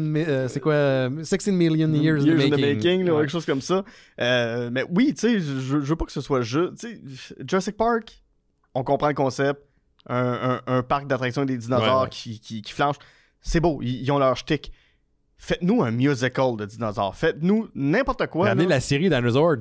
Oui, ramener la série Dinosaur. Il y avait des pourparlers un moment donné pour ramener ça. Ah oui, pour vrai? Oui, mais ça finit pas qu'ils meurent toutes. Oui, la comète tombe, ça les bute au dernier épisode. Je pense qu'ils voulaient pas avoir de suite. Ils préfèrent un prequel. Ils ont voulu brûler les costumes le plus vite possible. Ah ouais, d'après moi, ça a passé au feu assez rapidement. C'est drôle parce qu'il y a un sous-genre de jeu vidéo indie qui existe qui reprend la prémisse de Jurassic Park. Il y a plusieurs jeux de ce genre-là où est-ce que tu es expédié sur une île ou tu échoues sur une île puis cette île-là est peuplée de dinosaures. Souvent, il y a des installations qui rappellent celles du parc de Jurassic Park. C'est pas officiellement des jeux de Jurassic Park, mais tu vois l'influence. C'est des survival horror, il y a plein de genres. Puis là, finalement, ils ont décidé de faire un vrai jeu de Jurassic Park en bonne et due forme. Je pense que c'est third person, où c'est un jeu de survie. Ça se passe le lendemain des événements du premier film de 93. Puis tu es une scientifique qui a été laissée derrière, puis tu essaies de t'en sortir. Et on revisite les lieux les plus célèbres du film de Spielberg. Donc, c'est le fun, c'est que là, ça va être vraiment, vraiment officiel. Mais il y a beaucoup de jeux indie dans cette branche-là. Ils étaient tellement proches du look de Jurassic Park que les studios les ont poursuivis. Ah ouais. Donc, changer le logo, changer un peu les décors parce que c'était trop proche de la franchise d'origine. Mais je trouve ça intéressant. Tu vois que c'est une franchise qui est... c'est dans l'inconscient. Là. Les gens aiment énormément Jurassic Park. Puis d'autres jeux aussi qui sont sortis par le passé. C'est ça. Mais je veux voir des dinosaures dans un autre contexte. Oui. Les dinosaures take Hollywood, là, regarde, je suis là. Je veux des raptors, man, qui font... Je sais pas. Il me semble que tu vois un trio de raptors là, qui magouillent. Un film de gangsters de dinosaures. Des petits chapeaux. les Fédoractyles. Fédoraptor. Fédoraptor. Ouais, c'est ça. Refait tous les films, en fait, mais avec des dinosaures. Tu sais, remplace Bogart dans Casablanca, c'est un raptor. Godfathersaurus. Oui, voilà, c'est ça, la tête qu'on retrouve dans le Brontosaure. Oui, c'est un lit plus que King. Oui, mais là, c'est juste le bout de la tête, mettons, genre. Non, c'est tout le cou. Tout le cou au complet, ok. Tout le cou complet. Ouais, ok, je le vois. Le gars, il se lève, puis il pogne le bout de la tête, puis il sort ça comme des serpentins au cirque, puis oui, puis à un moment donné, il voit que c'est la tête de son Brontosaure. Attends, tu veux y aller vraiment en concept? T'as fait Jurassic Park, mais c'est des humains. Hey Chris, hein? Ben, ça devient... C'est pas loin d'être Westworld, quoique c'est des robots. Des robots. Mais qui sont tous les deux écrits par Michael Crichton.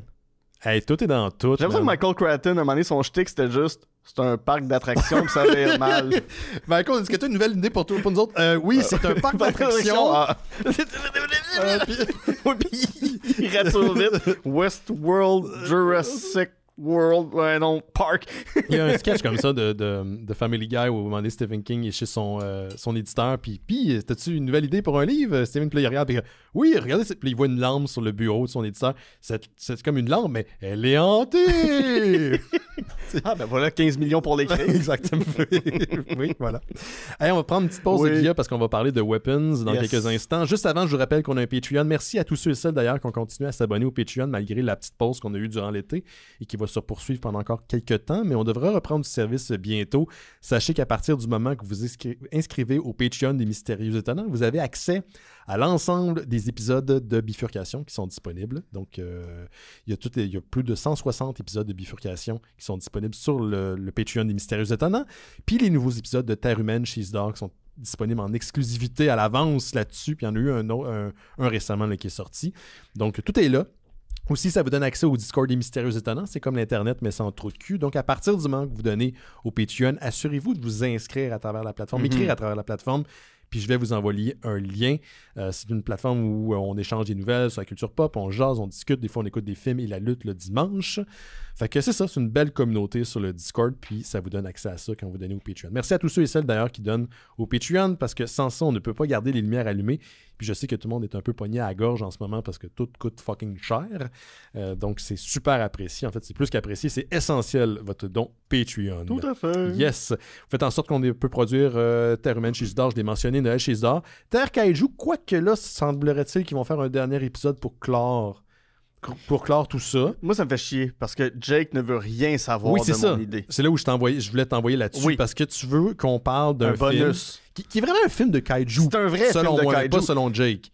Selon Jake, non, mais je comprends pas pourquoi. Parce que après ça, il aurait pu ne plus jamais y avoir de film de kaiju. Exact. Parce que c'est l'ultime film de kaiju. Oui, on parle de Chérie, j'ai gonflé le bébé. J'ai gonflé le bébé avec Rick Moranis. Qui est une très bonne suite au film I Need a Shrunk the Kids. Gros lapin. Tu sais que c'est le film que j'ai vu avant I Need a Shrunk the Kids? Ah oui, hein? Ouais, j'ai vu en premier, mais j'ai full aimé ça. Mais c'est très bon, Honey, Ouais. I Shrunk the Kid. Oui. Puis... Oh oui, écoute, un bébé qui devient gigantesque puis il envahit Las Vegas. Qu'est-ce que Qu'est-ce tu que veux tu de veux de plus? plus, tabarnak? Qu'est-ce que tu veux de C'est un plus? kaiju. Puis chaque fois qu'il y a de l'électricité proche de lui, il grossit. Puis il est à Las Vegas. Ça fait très... Il me semble que ça fait très genre Godzilla qui s'approche d'une Ben, je sais pas, tu sais. centrale électrique devient plus fort. Tu sais, puis Jake veut pas ça. Fait que écrivez sur Discord. Oui. Shrunk yes. Non, en fait... non. Blew up yes. Non, meilleur que ça. Allez écrire directement à Jake. À Jake, en privé. Ouais, j'ai gonflé le bébé. Oui, Dans le cycle de Terre de Kaiju. Terre Kaiju. Ouais, parce que là, Parlez-lui, hein. Il va finir par faire. OK. On va l'organiser pour lui, cet enregistrement-là. Mais Tu sais, il n'y pour aura vrai, rien à faire. Oui, je suis prêt à le faire chez nous avec mes Bon. micros. T'amèneras tout ton armada. C'est puis- ça. Eh oui, on fera ça. On fera là. ça. Puis après, on fera son dernier épisode où il va inviter plein de monde. Ouais, là, avec mais... son film poche. Là, C'est ça, whatever. ouais, sûrement Godzilla. Là. Oh, ouais, n'a pas de Shin problème. Godzilla, là, parce que c'est extrême. Ouais. Mais non. C'est Chérie, dark. j'ai gonflé le bébé. C'est dark comme ça, noirceur. Notre podcast est disponible partout. Apple Podcasts, YouTube Music, Spotify, Amazon Music et plus des 300 dernières archives des Mystérieux Étonnants sont disponibles sur notre site internet. On garde juste les 300 dernières sur le fil RSS, puis le reste est sur notre site internet. C'est tout là. Les 910 épisodes, ou presque. Pas les 100 premiers, parce que c'est de la crap. Mais ils sont presque tous là. On est sur Facebook, Instagram, puis les autres plateformes de bullshit, mais on est surtout sur Discord. On revient dans quelques instants avec Weapons de Zach Cregger. Yes, sir, Miller. Vous écoutez Les Mystérieux Étonnants. On va maintenant parler du sujet de la semaine. Et cette semaine, il s'agit d'un film Weapons, réalisé et scénarisé par Zach Cregger, mettant en vedette Julia Garner, Josh Brolin, Aiden Ehrenreich. Comment tu dis son nom, toi? Ehrenreich. Ehrenreich. Ehrenreich. Benedict Wong, Amy Madigan et Carrie Christopher, qui joue le jeune Alex. Oui. Donc, on va essayer de résumer rapidement l'histoire, mais soyez avisés, messieurs, dames, que de tous les sujets dont on a parlé au Mystérieux Étonnant en presque 20 ans, je pense que s'il y en a un auquel vous devez arriver à fret dans votre salle de projection, c'est bien Weapons. C'est Weapons, en fait, moi, à part la bande-annonce initiale que j'avais vue, le teaser, qui est très, très, très court, je ne connaissais rien du film, je ne savais pas où ça s'en allait. Je pense que vous allez l'apprécier pleinement si vous ne connaissez rien du film. Ouais. Tu veux que j'essaye de résumer? Vas-y, j'allais sauter, mais si t'es capable de le faire, moi, je Parfait. vais enchérir. Durant l'année scolaire, on est à l'automne, je À crois. peu près, ouais, je pense On que... est à l'automne. À 2h17 du matin, précisément, donc dans la nuit, tous les enfants d'une même classe dans une école, pas tous les enfants d'une école, mais d'une classe précise, Mhm. à 2h17 du matin, se lèvent et partent en courant dans les rues et ils disparaissent dans l'atmosphère. Ils disparaissent complètement dans la nuit. Tous, comme dans Astérix, sauf un, qui est une espèce d'enfant renfermé, une espèce d'enfant qui dit jamais un mot plus haut que Mhm. l'autre. Les policiers le questionnent en présence de ses parents, puis il n'y a rien à dire, il n'y a rien à rajouter à ce qui s'est passé. On a une professeure, la professeure Justine, qui, elle non plus, comprend pas ce qui s'est passé, sauf qu'elle a un passé un peu trouble. Elle a dû quitter son ancien emploi parce qu'elle avait reçu des élèves chez elle. Elle avait donné des lifts à... Elle avait donné des lifts à un Ouais, enfant. ouais. Elle est alcoolique. Elle a eu un driving under influence. Là. Elle a déjà DIY. conduit un DUI.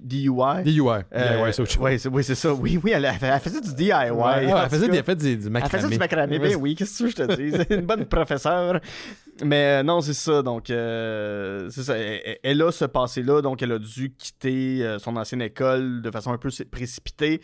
Donc, Puis il y a des plusieurs- soupçons. Il y a des gens, Il y a des des parents soupçons, pensent que ben, c'est elle qui est responsable de la disparition parce de son qu'on la enfant. voit quand même un peu à tous les soirs en train de se torcher au bar puis de Mhm. retourner le lendemain parler à des enfants, là, Ouais. tu sais, enseigner à des enfants. Donc, c'est pas toute la communauté qui est à l'aise que cette professeure-là soit dans leur école. Donc, il y a des rumeurs qui commencent à se lever sur elle. et elle va se faire traiter de sorcière. On va taguer sa voiture avec un gros witch qui en rouge qui s'efface pas sur sa petite voiture blanche. Personnage très, très complexe, là, justement incarné par Julia Garner, qui joue la nouvelle Silver Surfer dans le film. Oui, c'est vrai. Elle était dans aussi Ozark auparavant. Ah, ça, j'ai pas regardé, tu vois. Mais super comédienne. Ce Josh Brolin joue un père dont le fils est disparu, qui, lui, a toutes sortes de théories, puis c'est comme un personnage sorti d'un film de David Lynch, là, ce gars-là. Il commence à enquêter parce qu'il est vraiment... Tu sais, l'enquête piétine, personne ne sait où ça s'en va, personne... Tu sais, il n'y a pas d'indice. La police, c'est des bouffons, là. La police fait rien. C'est une petite communauté, une petite banlieue où il se passe jamais rien. C'est ça, exactement. Puis vite fait, le cas est considéré comme irrésolu et irrésolable. On ne peut pas le résoudre. C'est ça, on peut pas le résoudre. Mais c'est pas satisfaisant pour ce père-là qui est joué par Josh Brolin. Et là, je vais rentrer dans un spoil parce qu'on est là à l'émission. Attention, vous êtes avertis. Éteignez votre appareil, mesdames et messieurs. Cet enfant-là, qui est le seul qui se pointe encore à l'école et qui change forcément de classe, le petit Alex, vit dans une maison complètement barricadée. Ouais, on a mis du papier journal. On a mis du papier journal dans les fenêtres. C'est une maison très sombre, très lugubre. Ça fait longtemps qu'on sait pas, qu'on n'a pas tondu le gazon ou quoi que ce soit. Il y a des gens amorphes assis sur le sofa qui sont terrifiants parce qu'ils ne bougent pas, ils ne font rien. Et à l'étage se cache Gladys, une sorcière, oui. Supposément sa tante, quoi qu'on le lien. On va revenir. Oui, c'est une espèce de grande tante qu'on n'a pas vue depuis longtemps, qui, avec une espèce de branche en bois, baguette magique, peut ensorceler des gens. Ouais. Ça vient d'un petit arbre, en fait, qui a plein d'épines. Hein. Oui, et elle se régénère, cette femme-là, qui est très malade quand elle arrive. Elle se régénère, on sait pas trop comment, mais avec l'énergie ou l'âme des gens qu'elle contrôle grâce à son rituel. Ouais. Et c'est pour ça qu'elle a fait kidnapper 17 enfants, je pense. 17 enfants.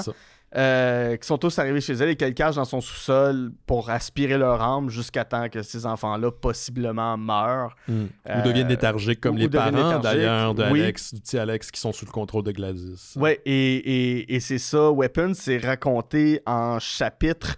C'est pas chronologiquement. C'est pas chronologiquement. Non, c'est pas dans l'ordre chronologique. Mais c'est ça, on va avoir un chapitre sur Julia, sur Justine, un sur Archer qui est Josh Brolin, un sur Paul qui est Alden Ehrenreich, un sur James qui est un sans-abri qui a des problèmes de consommation de drogue. Un sur Benedict qui est le directeur de l'école, Marcus qui est joué par Benedict Wong, qui est le directeur de l'école, qui lui va se faire ensorceler et qui va il va devenir complètement fou et chercher à tuer Julia Garner. Donc c'est un film un peu comme la technique Rashomon, là, où est-ce qu'on a plusieurs personnages, puis on a chacun une perspective qui nous donne un peu plus de détails, non seulement sur l'histoire, mais leurs liens, puis ça se déploie de cette façon-là, non chronologique. Ouais, c'est ça. Puis c'est ça, Weapons. Pourquoi Weapons? Il y en a qui ont dit que ça faisait référence aux tueries dans les écoles. Non, il y a un des personnages qui fait une référence au fait que les gens sont utilisés comme des armes. C'est ça, c'est tout simplement ça. Puis je pense que ça fait aussi ça vient de la même volonté de la part du cinéaste de vouloir garder le plus d'ambiguïté autour de son histoire, le plus de mystère. Donc si vous appelez votre film La sorcière de banlieue ou genre La méchante tante, là en partant vous avez dévoilé tout ce qu'il y a d'intéressant, pas tout ce qui est intéressant, mais un bon morceau du film, parce que un des buts de ce film-là, c'est de découvrir où sont passés les enfants. Puis c'est tellement opaque, c'est tellement mystérieux initialement que tu n'as aucune idée qu'est-ce qui peut expliquer leur disparition, parce qu'ils sont partis pour les gens qui observent les caméras de surveillance de façon volontaire. Ils n'ont pas été kidnappés dans la nuit. Ça, c'est brillant, l'utilisation des caméras de surveillance, parce qu'on est dans une ère de surveillance et d'impression de sécurité parce qu'on a ces outils-là. Puis tu as travaillé en cybersurveillance, là, tu le sais. Tu travailles dans une compagnie qui fait qui fait la cybersurveillance. Mais c'est une impression. Oui, en fait, on appelle ça le théâtre de la sécurité. Exactement. Et je trouve que si le film a quelque chose à dénoncer, c'est le théâtre de la sécurité. Parce qu'on se rend compte qu'une fois sorti du cadre de la caméra, La sécurité Ben n'existe non. plus. Puis où sont passés les gens? Et justement? où sont... Et tous ces parents-là qui sont, à tort ou à raison, parano, qui installent des caméras partout, ça leur a pas empêché de perdre leur enfant. Mais c'est drôle, c'est que Weapons, pour moi, puis ça m'a même surpris initialement, je pensais de par... Tu sais, l'Internet n'est pas omniprésente, les Mhm. téléphones intelligents sont pas omniprésents. C'est un film qui aurait pu, à quelques exceptions près, se dérouler dans les années 80-90. Oui, Puis c'est tout très ça Stephen King. rafraîchissant. Oui, absolument. Puis d'ailleurs, c'est une des choses qu'on a dit du réalisateur, c'est qu'il s'était inspiré de Stephen King. Puis Ouais. lui-même, j'écoutais ça, l'entrevue que j'ai écouté ce matin à The Last Podcast on the Left. Puis il dit, tu sais, tu peux pas faire un film aujourd'hui ou une œuvre de fiction, d'horreur, puis penser que t'es pas influencé d'une certaine manière par Stephen King. Mais en fait, Pennywise the Clown pourrait vivre dans la ville. Absolument. Puis cette ville-là est pas... Pennywise pourrait être Gladys, puis ça Ouais. marcherait. Absolument. Ben, il y a une séquence où Gladys est dans le bois puis elle salue le junkie. Puis ça ressemble beaucoup à une c'est séquence bon, de ce plan-là. Hits avec Tim Curry quand il salue les enfants de loin. Oui, Il y a comme il y a comme un contraste entre le boisé qui est complètement désasséché puis elle qui est tout en habillée de couleur puis tu sais comme elle a un Puis elle maquillage se retrouve blanc, dans blanc, le lit, blanc. tu sais, et dans un rêve de Oui, Josh c'est Brolin. comme ça, À un moment donné, ouais. il l'a jamais rencontré, mais elle va jusque dans les rêves des gens. Mhm. Séquence très drôle d'ailleurs, là, quand il se réveille de son cauchemar, puis il fait juste dire « What the fuck? » C'est complètement. Hey, avant, on fait tout le temps ça à l'émission, avant de rentrer plus dans le détail. Tu sais, vraiment rapidos, là, puis on va avoir le temps d'en jaser plus. Est-ce que t'as aimé Weapons? Puis je tellement aimé répondrai ça. après. Ouais. J'ai tellement aimé ça. C'est le film que j'avais besoin de voir à ce moment-là. Mhm. J'aime ces histoires-là. Ce que je trouve brillant du film, c'est qu'il arrive, comme un Stephen King, à croiser deux choses intéressantes, la légende urbaine, mais le conte folklorique. Mhm. Parce que cette sorcière-là, on peut imaginer qu'elle existe depuis des centaines d'années. Ouais, c'est sous-entendu que ça fait longtemps qu'elle est là. Mais c'est un conte folklorique, cette sorcière-là. Ben, même la façon que le film est ouvert, c'est une jeune fille qui raconte la légende urbaine. C'est un enfant. Un enfant qui parle de la légende urbaine Oui, c'est de très, son école. c'est très Are You Afraid of the Dark, Absolument. en fait. Hey, j'ai entendu dire ça qui Oui. s'est passé, Oui. puis Et à 2h17, dans la nuit, tout le monde a disparu d'un coup et on ne les a jamais retrouvés. Ouais. Puis t'es comme, oh, ok, ça donne le ton, mais c'est du Creepy. folklore. Ouais. C'est creepy, mais tout ça se passe dans une espèce de banlieue américaine Non nommée, typique, qui peut être n'importe quelle. oui, qui fait très Nouvelle-Angleterre, qui fait très, tu sais, peut-être même Pennsylvanie. Ça m'a un fait penser peu. à Brossard. J'ai vu, il y a des rues qui me font penser à Brossard. Dans ça. Absolument, oui, tout à fait. Puis, tu sais, ce que j'aime du quartier, c'est que c'est des maisons, on dirait, qui ont été construites dans les années 90-2000. Très donc- cossu. Là. Oui, c'est ça. Fait qu'on n'est pas dans du Halloween, on n'est pas dans la banlieue années 70 de E.T. Non. On est dans une banlieue moderne où...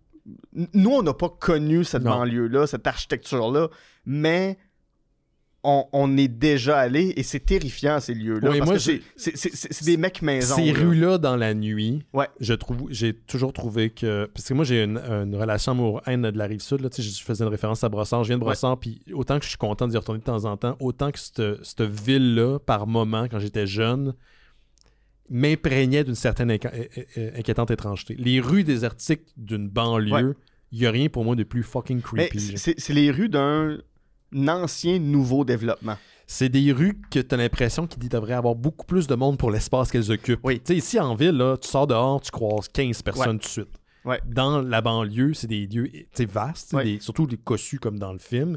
Puis tu te dis, ben voyons, pourquoi tout cet espace-là est gaspillé? C'est tout des Il n'y a cul-de-sac. personne. Ouais, il n'y a C'est rien. tout le temps des cul-de-sac. Exact. Ouais, Mais c'est brillant de ne pas oui. l'avoir nommé, parce que Détroit est très présent dans le Mhm. premier film dans le film de Barbarian de Zach Ouais. Cregger. Là, c'est pas nommé. Ça pourrait être n'importe quelle ville américaine. Si je peux y aller, moi, de mon appréciation, Oui. j'ai full aimé ça. Oui. Dès le teaser que j'avais vu il y a plusieurs mois de ça, j'étais intrigué par la prémisse. C'est tout ce qu'on nous présentait, c'est des enfants Mhm. qui quittent dans la nuit. Le titre qui vient en contraste aussi avec la prémisse, je suis comme Oui. Weapons, puis on parle d'enfants qui se sauvent, puis on sait pas pourquoi. Qu'est-ce que c'est ça? Ouais, qui court comme Naruto. Qui court comme Naruto, ce qui rend la chose excessivement creepy. Oui. D'ailleurs, sur le poster, j'écoutais la critique de Red Letter Media. Comme ils sont de dos, puis dans la pénombre, ça fait penser au film d'horreur, là, qui est Steamboat Mickey. Là, Ah ouais. où est-ce que ok, t'as ouais. juste un Mickey Mouse de dos, en tout cas, puis il y a les bras pareils Ok. comme les enfants sur le poster. Puis j'ai trouvé ça assez Ben, c'est drôle. une position de pantin. Ouais, là, exactement. c'est- Ils sont sous contrôle, donc ils sont pas eux-mêmes. Mais j'ai full aimé ça, j'ai trouvé ça original, j'ai trouvé l'écriture géniale.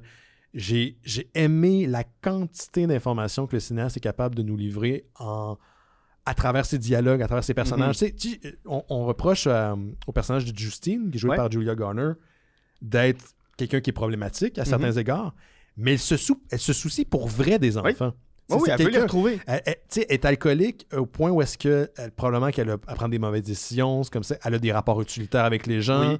Elle amène des gens à tromper leur blonde. Leur exactement. Mais un gars en particulier. Un gars en particulier, le policier qu'on voit plus tard. Mais elle care pour vrai pour ces enfants-là. Oui. Puis au début, elle n'est pas présentée comme ça. Elle est présentée comme une femme qui est désemparée, qui a perdu ses moyens, qui comprend que les gens l'accusent.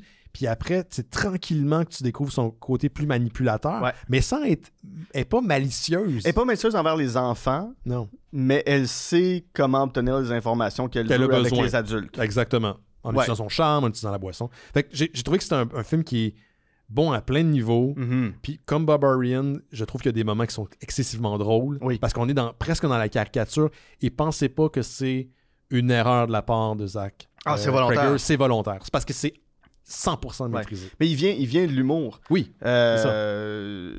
Une espèce de séquence. Au départ, on dirait qu'elle sort de nulle part, la scène où Benedict Wong arrive en courant. Avec les yeux sortis de la tête. Avec les yeux sortis de la tête. Mais vraiment, tu sais, les gens qui ont gagné le record Guinness de sortir les yeux de la tête, là, il est ça, là. Ça fait extrêmement peur. Sais-tu comment ça a été fait? Ils ont scanné, ils ont numérisé le visage de Benedict Wong. Okay. Puis les yeux ont été rajoutés numériquement. OK? Puis il y avait le contrôle avec l'équipe de pouvoir en faire en sorte que les yeux sortaient plus ou moins. Dépendamment de... Puis ils ont joué avec ça. Krager l'a dit dans l'entrevue. Il dit, on jouait, là, j'aurais pu les sortir plus, mais ça, c'était assez. Tu sais.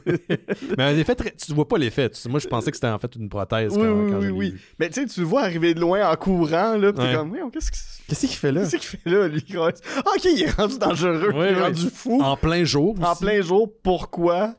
Puis couvert de sang, puis il essaye de la tuer, mais il y arrive pas, fait que ça rend ça encore plus bouffon, encore plus les yeux, puis c'est fucking Josh Brolin qui est genre l'homme le plus cowboy qui existe aux États-Unis en ce moment. American Man qui l'arrête avec sa grosse voix comme ça.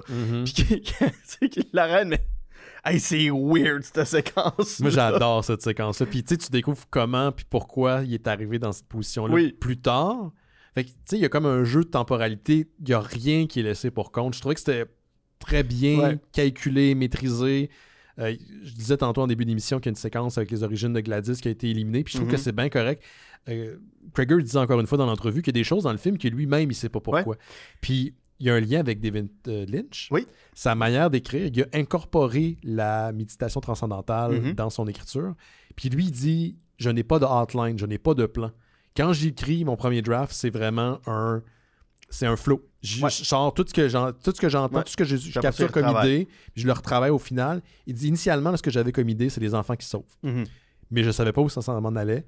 Puis c'est en écrivant qu'il a découvert finalement son... L'histoire avec Gladys. Avec Gladys, puis le rituel magique, puis toute cette séquence-là qui reste quand même très géniale. Pour vrai, je trouve que c'est...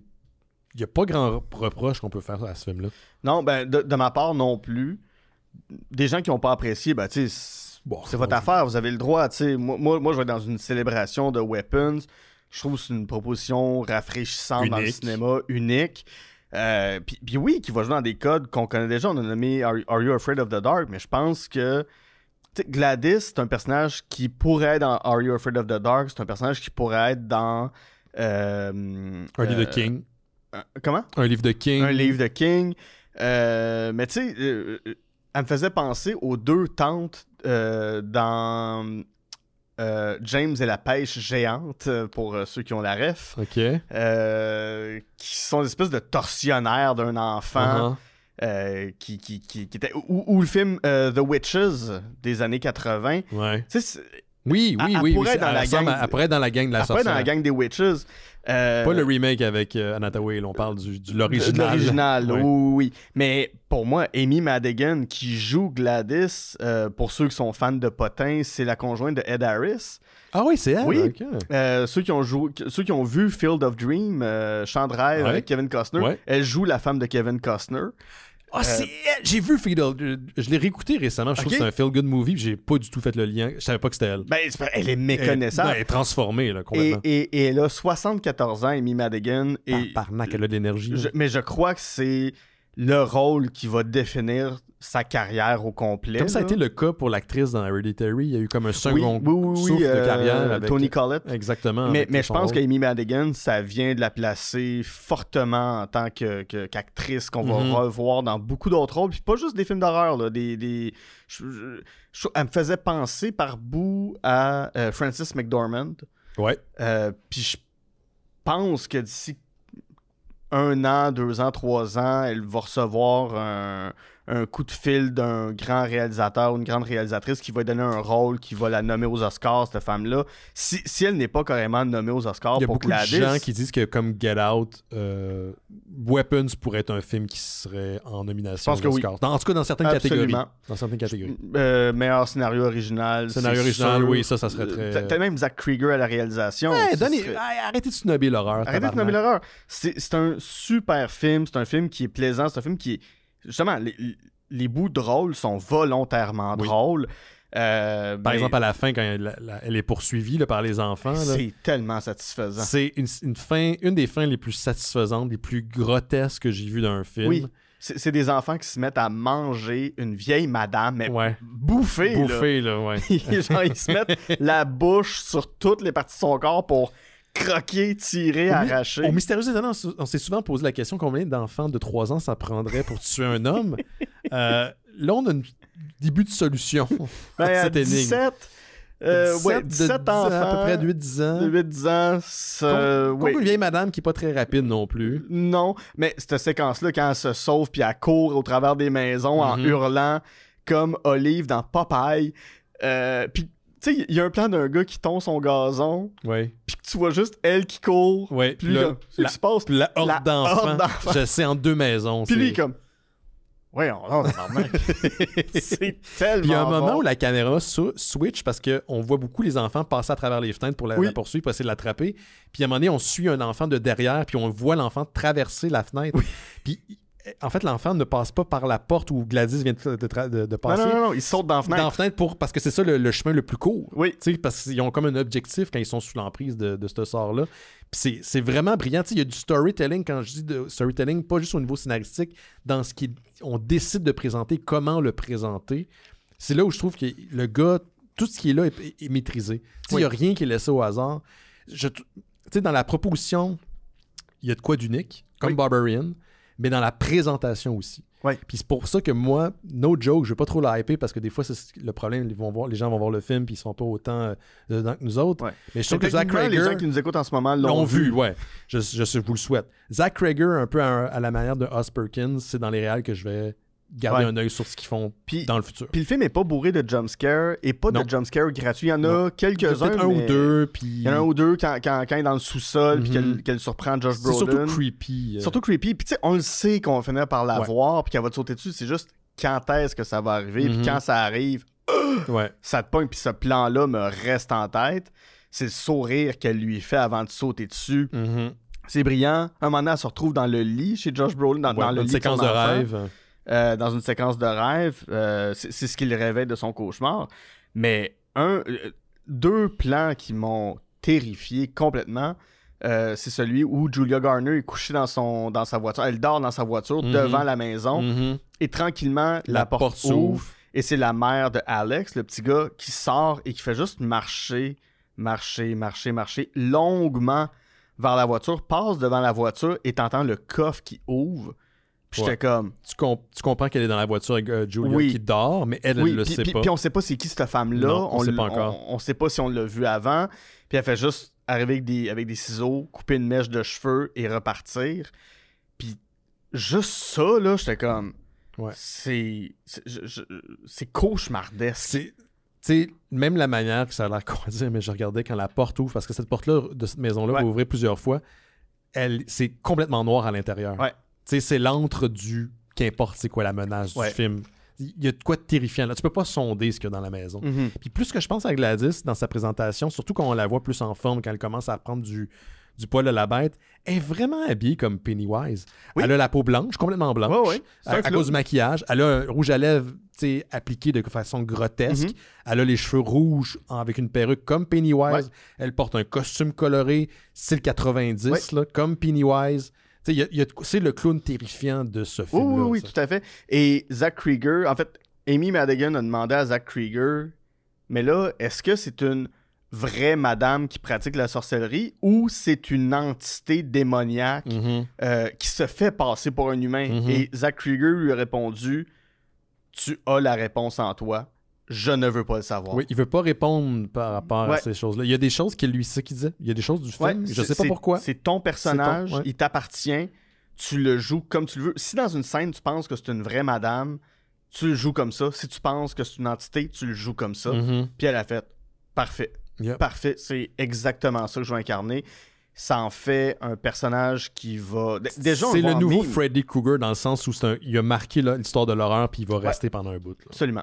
Je veux souligner la part de la musique dans le film parce que Zach Krieger signe aussi la musique avec un duo de frères qui s'appelle Ryan Holiday et Ace Holiday. C'est les compositeurs de la trame originale. D'ailleurs, il explique dans l'entrevue que j'ai écoutée, il montait avec son éditeur. Puis de temps en temps, ben, les gars venaient jammer avec lui. C'est des gens avec qui il a déjà travaillé. Il y avait un band ensemble. Il faisait de la musique. L'édition recommençait. Fait qu'il y a comme un mélange très fluide d'édition-musique. Puis même que toutes les pièces, en fait, ont été composées en partie avant que le scénario soit filmé, qu'on rentre en production. Il a présenté le scénario aux gars.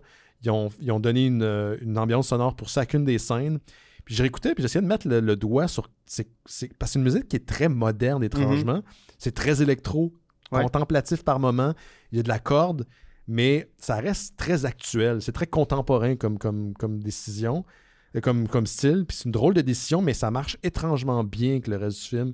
C'est très creepy. Quand tu vois l'espèce de juxtaposition de ces scènes-là troublantes avec de l'électro, mon Dieu, j'ai rien à dire. C'est parfait. Je trouve que le mix, c'est parfait. Il y a aussi Beware the Darkness de George Harrison qui ouvre le film. Ça crée une espèce d'ambiance psychédélique un peu, qui est vraiment le fun.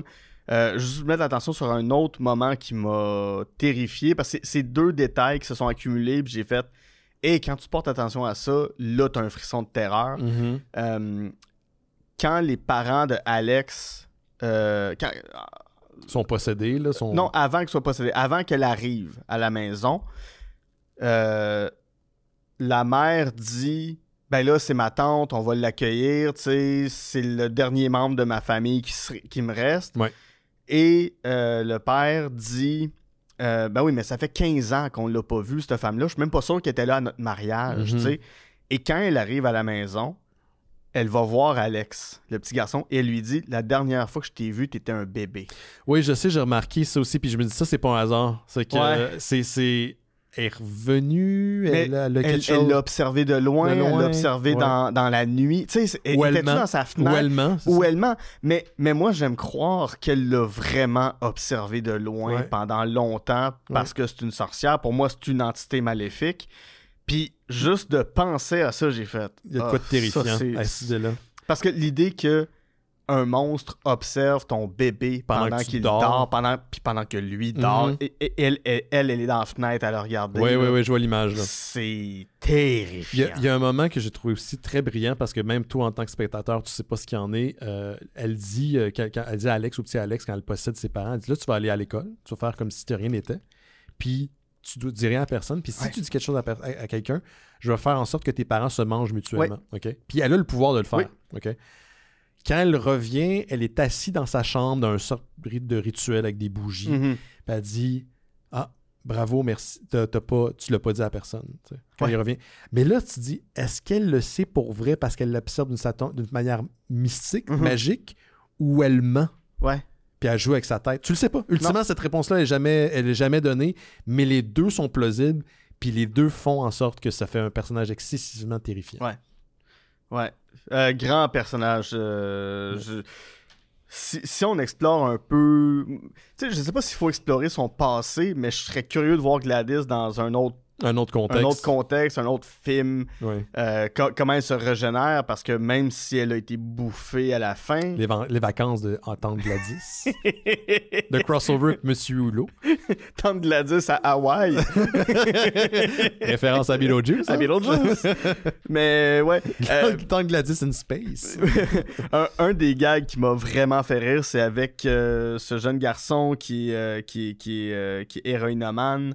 Comment il s'appelle? C'est celui qui joue James, ouais. Oui, James. Ouais. Lui, il veut juste de l'argent, là, parce qu'il veut juste consommer. Puis à un moment donné, il va dans un dépanneur, puis il voit... Non, un pawn shop. Un pawn shop, ouais. Il va au pawn shop, il essaye de vendre des cochonneries, là, puis il veut tout vendre. Et il voit la pancarte enfant perdu, reward, je pense que c'est 50 000. Ouais.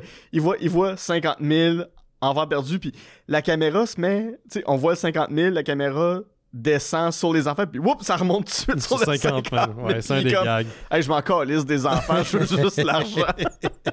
Je suis comme, c'est tellement bon. Ah, parce que bon, ça dit tout du personnage que... C'est ça son focus. Oui, puis il s'en fout. Oui, puis lui, des enfants disparus, ça y fait quoi rien. À sa vie, c'est ça. Non, c'est ça. J'ai aimé qu'on sache pas nécessairement comment les possessions des enfants se passent non plus. Oui, tu sais, on voit que Gladys a besoin de quelque chose. Oui, quelque chose qui appartient à ces enfants-là autour de sa genre de baguette magique. Mais à un moment donné, elle va posséder Josh Brolin. Puis on voit pas comment ça se passe. Oui, on le voit en fait. C'est un insert très très rapide. Elle prend un de ses colliers. Il y a un collier à la gorge, puis elle le prend. Tu sais. OK. Puis au début, je trouvais ça bizarre parce que quand elle finit par essayer de posséder Benedict Wong, son personnage, Marcus, c'est son chum. Ouais. Tu sais, elle rentre chez eux, puis j'avoue, tu sais, là, j'étais, voyons, Chrysella dehors, elle est dans votre cuisine, elle est en train de vous arracher des trucs qui vous appartiennent, mais tu sais pas quand t'es fin, puis tu sais pas comment composer avec cette madame-là qui est peut-être sénile selon leur perspective. C'est une vieille madame, puis c'est ça. Qui suit une séquence absolument horrible où Marcus défonce à coups de tête son amant. Oui. Puis tout ce qui reste, c'est une moitié de crâne défoncé, ce qui explique d'ailleurs ses propres yeux qui sortent de ses orbites. Puis juste avant, tu voyais leur petite belle relation. Ils écoutaient un genre de show les deux, à la télé. As-tu remarqué ce qu'ils portent? Des hoodies, mais j'ai pas remarqué les t-shirts. Les t-shirts, c'est des t-shirts de Steamboat Willie. Fait qu'il y en a un qui porte Mickey Mouse original, puis l'autre porte Minnie Mouse original. Tout ça parce que c'est dans la parce que c'est rendu l'aide de droit. L'aide de droit, c'est ça. J'avais pas remarqué. Oui, c'est vrai, t'as raison. C'est tellement bon que le couple gay qui porte leur t-shirt Mickey Mouse. Hey, je veux juste rajouter un dernier truc parce que tu sais, autant que j'ai aimé Gladys, je trouve qu'il y a une bonne partie du film qui est sur les épaules de Josh Brolin puis Gia Garner. Puis moi, j'adore Josh Brolin. C'est un acteur qui est, je trouve, extraordinaire. Je connaissais moins l'œuvre de Gia Garner, mais je dois dire de façon presque pas figurative comment je suis tombé en amour avec ce personnage-là. Elle a de quoi de très... Je veux pas dire séduisant, mais très... est très dans... Je sais pas comment... Il y a des cousses à son personnage qu'elle est capable de transmettre à travers son jeu que j'ai franchement été impressionné. Elle peut être désemparée, émotive, un peu mesquine, femme brillante aussi en même temps. Puis tout ça, tu le vois à travers son jeu. J'ai trouvé qu'elle était excellente. Elle crève l'écran. Une bonne partie du film qui repose aussi sur ses épaules. Puis quand les deux finissent par unir leurs forces aussi, c'est bien. Puis il y a un truc aussi qui m'a aussi surpris. Quand on finit par comprendre la mécanique de comment tout ça s'est déroulé, l'enlèvement des enfants, parce qu'on nous montre comment Gladys opère, tout ça, le film finit pas là. Il finit pas avec la résolution du mystère, parce que la résolution se fait avant que les héros finissent par aboutir à la maison, puis il est tout autant accroché à ce qui va se passer pour eux. Puis ça, c'est quelque chose de main de force. Ça aurait pu tomber à l'eau.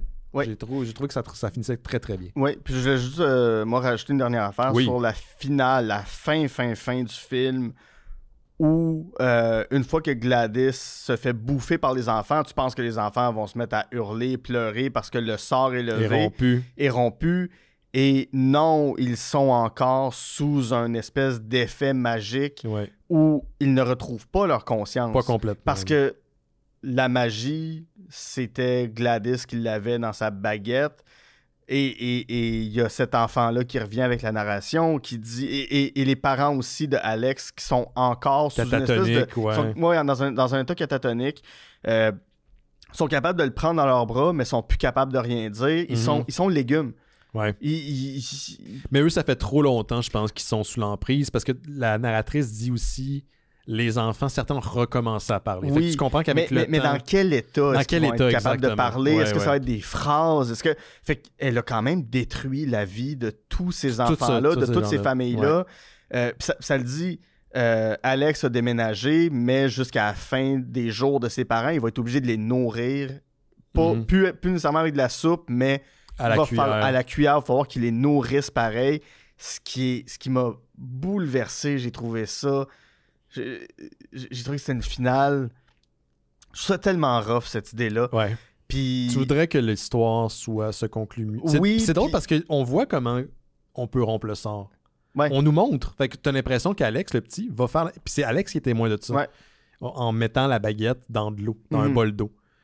Mais il le fait pas à la fin. Ouais. C'est un enfant aussi, là, Oui. il pense pas. Fait que je pensais, le film va finir de même. Ouais. Non, ça finit Non, puis dark. le plan sur Josh Brolin, qui a son enfant dans ses bras, qui est un petit bully, là. Son fils Ouais. est un bully, mais c'est son son enfant. fils, fait qu'il l'aime. Puis je me disais, hey, on a la narration que beaucoup d'enfants retrouveront pas la parole. C'est peut-être le cas de cet enfant-là. Et Josh Brolin, ça, ne le sait pas encore, qu'il retrouvera quand même jamais son fils. Pas complètement. Pas complètement. Puis j'ai fait, c'est une finale brillante Ouais. parce que c'est pas une fin heureuse. C'est pas, Ça nous c'est- donne pas ce qu'on veut. Non, puis c'est que tu retrouves pas des enfants qui vont avoir un sourire puis qui vont pouvoir jouer. Tu sais, ça finit pas qu'un plan des enfants dans le cours d'école en Ouais, train de ouais, jouer. ouais. Tu fais comme... Ouais, mais c'est des vies détruites quand même. C'est quoi la seule critique que j'ai trouvée? Puis, Ouais. tu sais, le film est pas parfait, mais c'est dans les films les mieux exécutés que j'ai vus, là. Autant qu'il y avait du mystère autour de la prémisse, puis le trailer t'en donnait pas trop, Mhm. le poster t'en donnait pas trop, le teaser. Quand le titre Weapon apparaît en début de film, Ouais. c'est pas exactement le même logo que sur l'affiche. Mhm. Parce qu'il y a un triangle dans Oui. dans le haut, pardon. Ouais.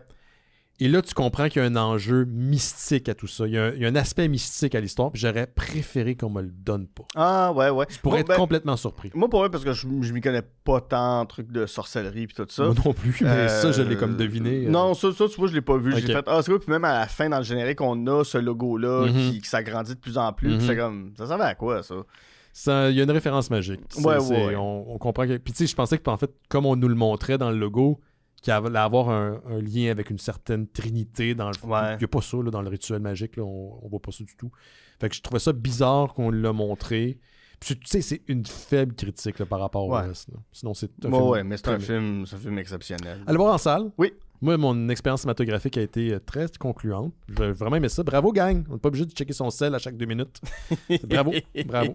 Maintenant, incluons les montres intelligentes, parce que ça aussi, c'est un écran. Ouais, fermez vos calices de les montres. montres intelligentes. Là, c'est pas Plus besoin. qu'on dise la phrase « fermez vos calices de montres ». Mais peux-tu croire qu'au cinéma, il n'y a pas d'annonce qui dit fermez votre sel? Cinéma Au du Parc, cinéma Beaubien, il y en OK, mais a. au Scotia, à Non, Montréal, je sais, il y en il y a a plus. comme un sous-entendu qui dit quand les lumières s'allument, plus tu vois quelqu'un fermer sa sacoche puis mettre son sel. Non, dites-le, Dixit. Ouais, ouais. Ferme ton Ferme ton calice de cellulaire. sel. C'est ça. Mais c'est parce qu'on est dans l'ère du « ben là, je peux bien faire ce que je veux, puis Ouais. pourquoi faudrait que je fasse ça pour les autres? Ouais. » Fait Pourquoi qu'ils osent plus le dire parce qu'ils ont peur que quelqu'un dise que c'est une Fuck entrave off. à leur liberté, Ah, manger fuck de la off, merde, fuck vous êtes off. au cinéma, vous devez savoir vous comporter, Fuck les off, amis. fuck off. Hey, ton podcast, c'est Guillaume. Opération Bande de Cinoche, tous les jeudis 11h sur les ondes de Choc LOL. Oh. Sinon, j'ai avec mon ami Catet, on a notre podcast Oscar Dont ça, où on revisite l'ensemble des films qui ont gagné l'Oscar du meilleur film depuis tout L'ensemble. début, en 1927. On est rendu, là aujourd'hui, on a enregistré notre épisode 47 qui va sortir Dans les années 60, là. 70, on est déjà en 74. C'était le Parrain 2 Oh. aujourd'hui. Reloaded. Oui, le Parrain. Le parrain Reloaded. Oui. Parrain 10. Parrain Tokyo Drift.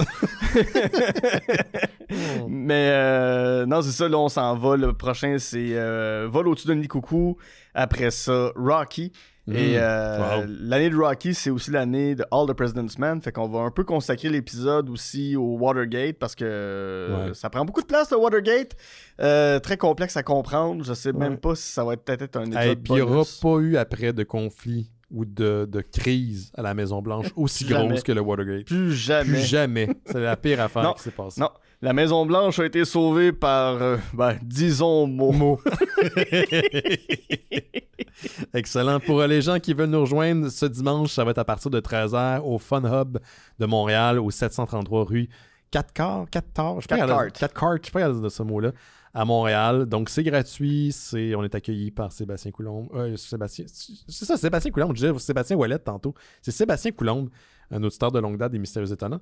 Donc, même si vous ne connaissez pas là, ce qu'on va écouter, là, c'est un crossover, New Japan, AEW. Venez faire un tour, ça va être le fun. Yoann va être là. What is this? Crossover episode? Exactement. Ben, en quelque sorte. Fait que ça va être très cool. Il y a la consommation sur place, il y a même des arcades. Donc, on s'y voit la semaine prochaine. Faites attention à qui vous donnez vos cheveux. Oui. Puis on se revoit la semaine prochaine. Ciao! Wouhou! Bye. Bye.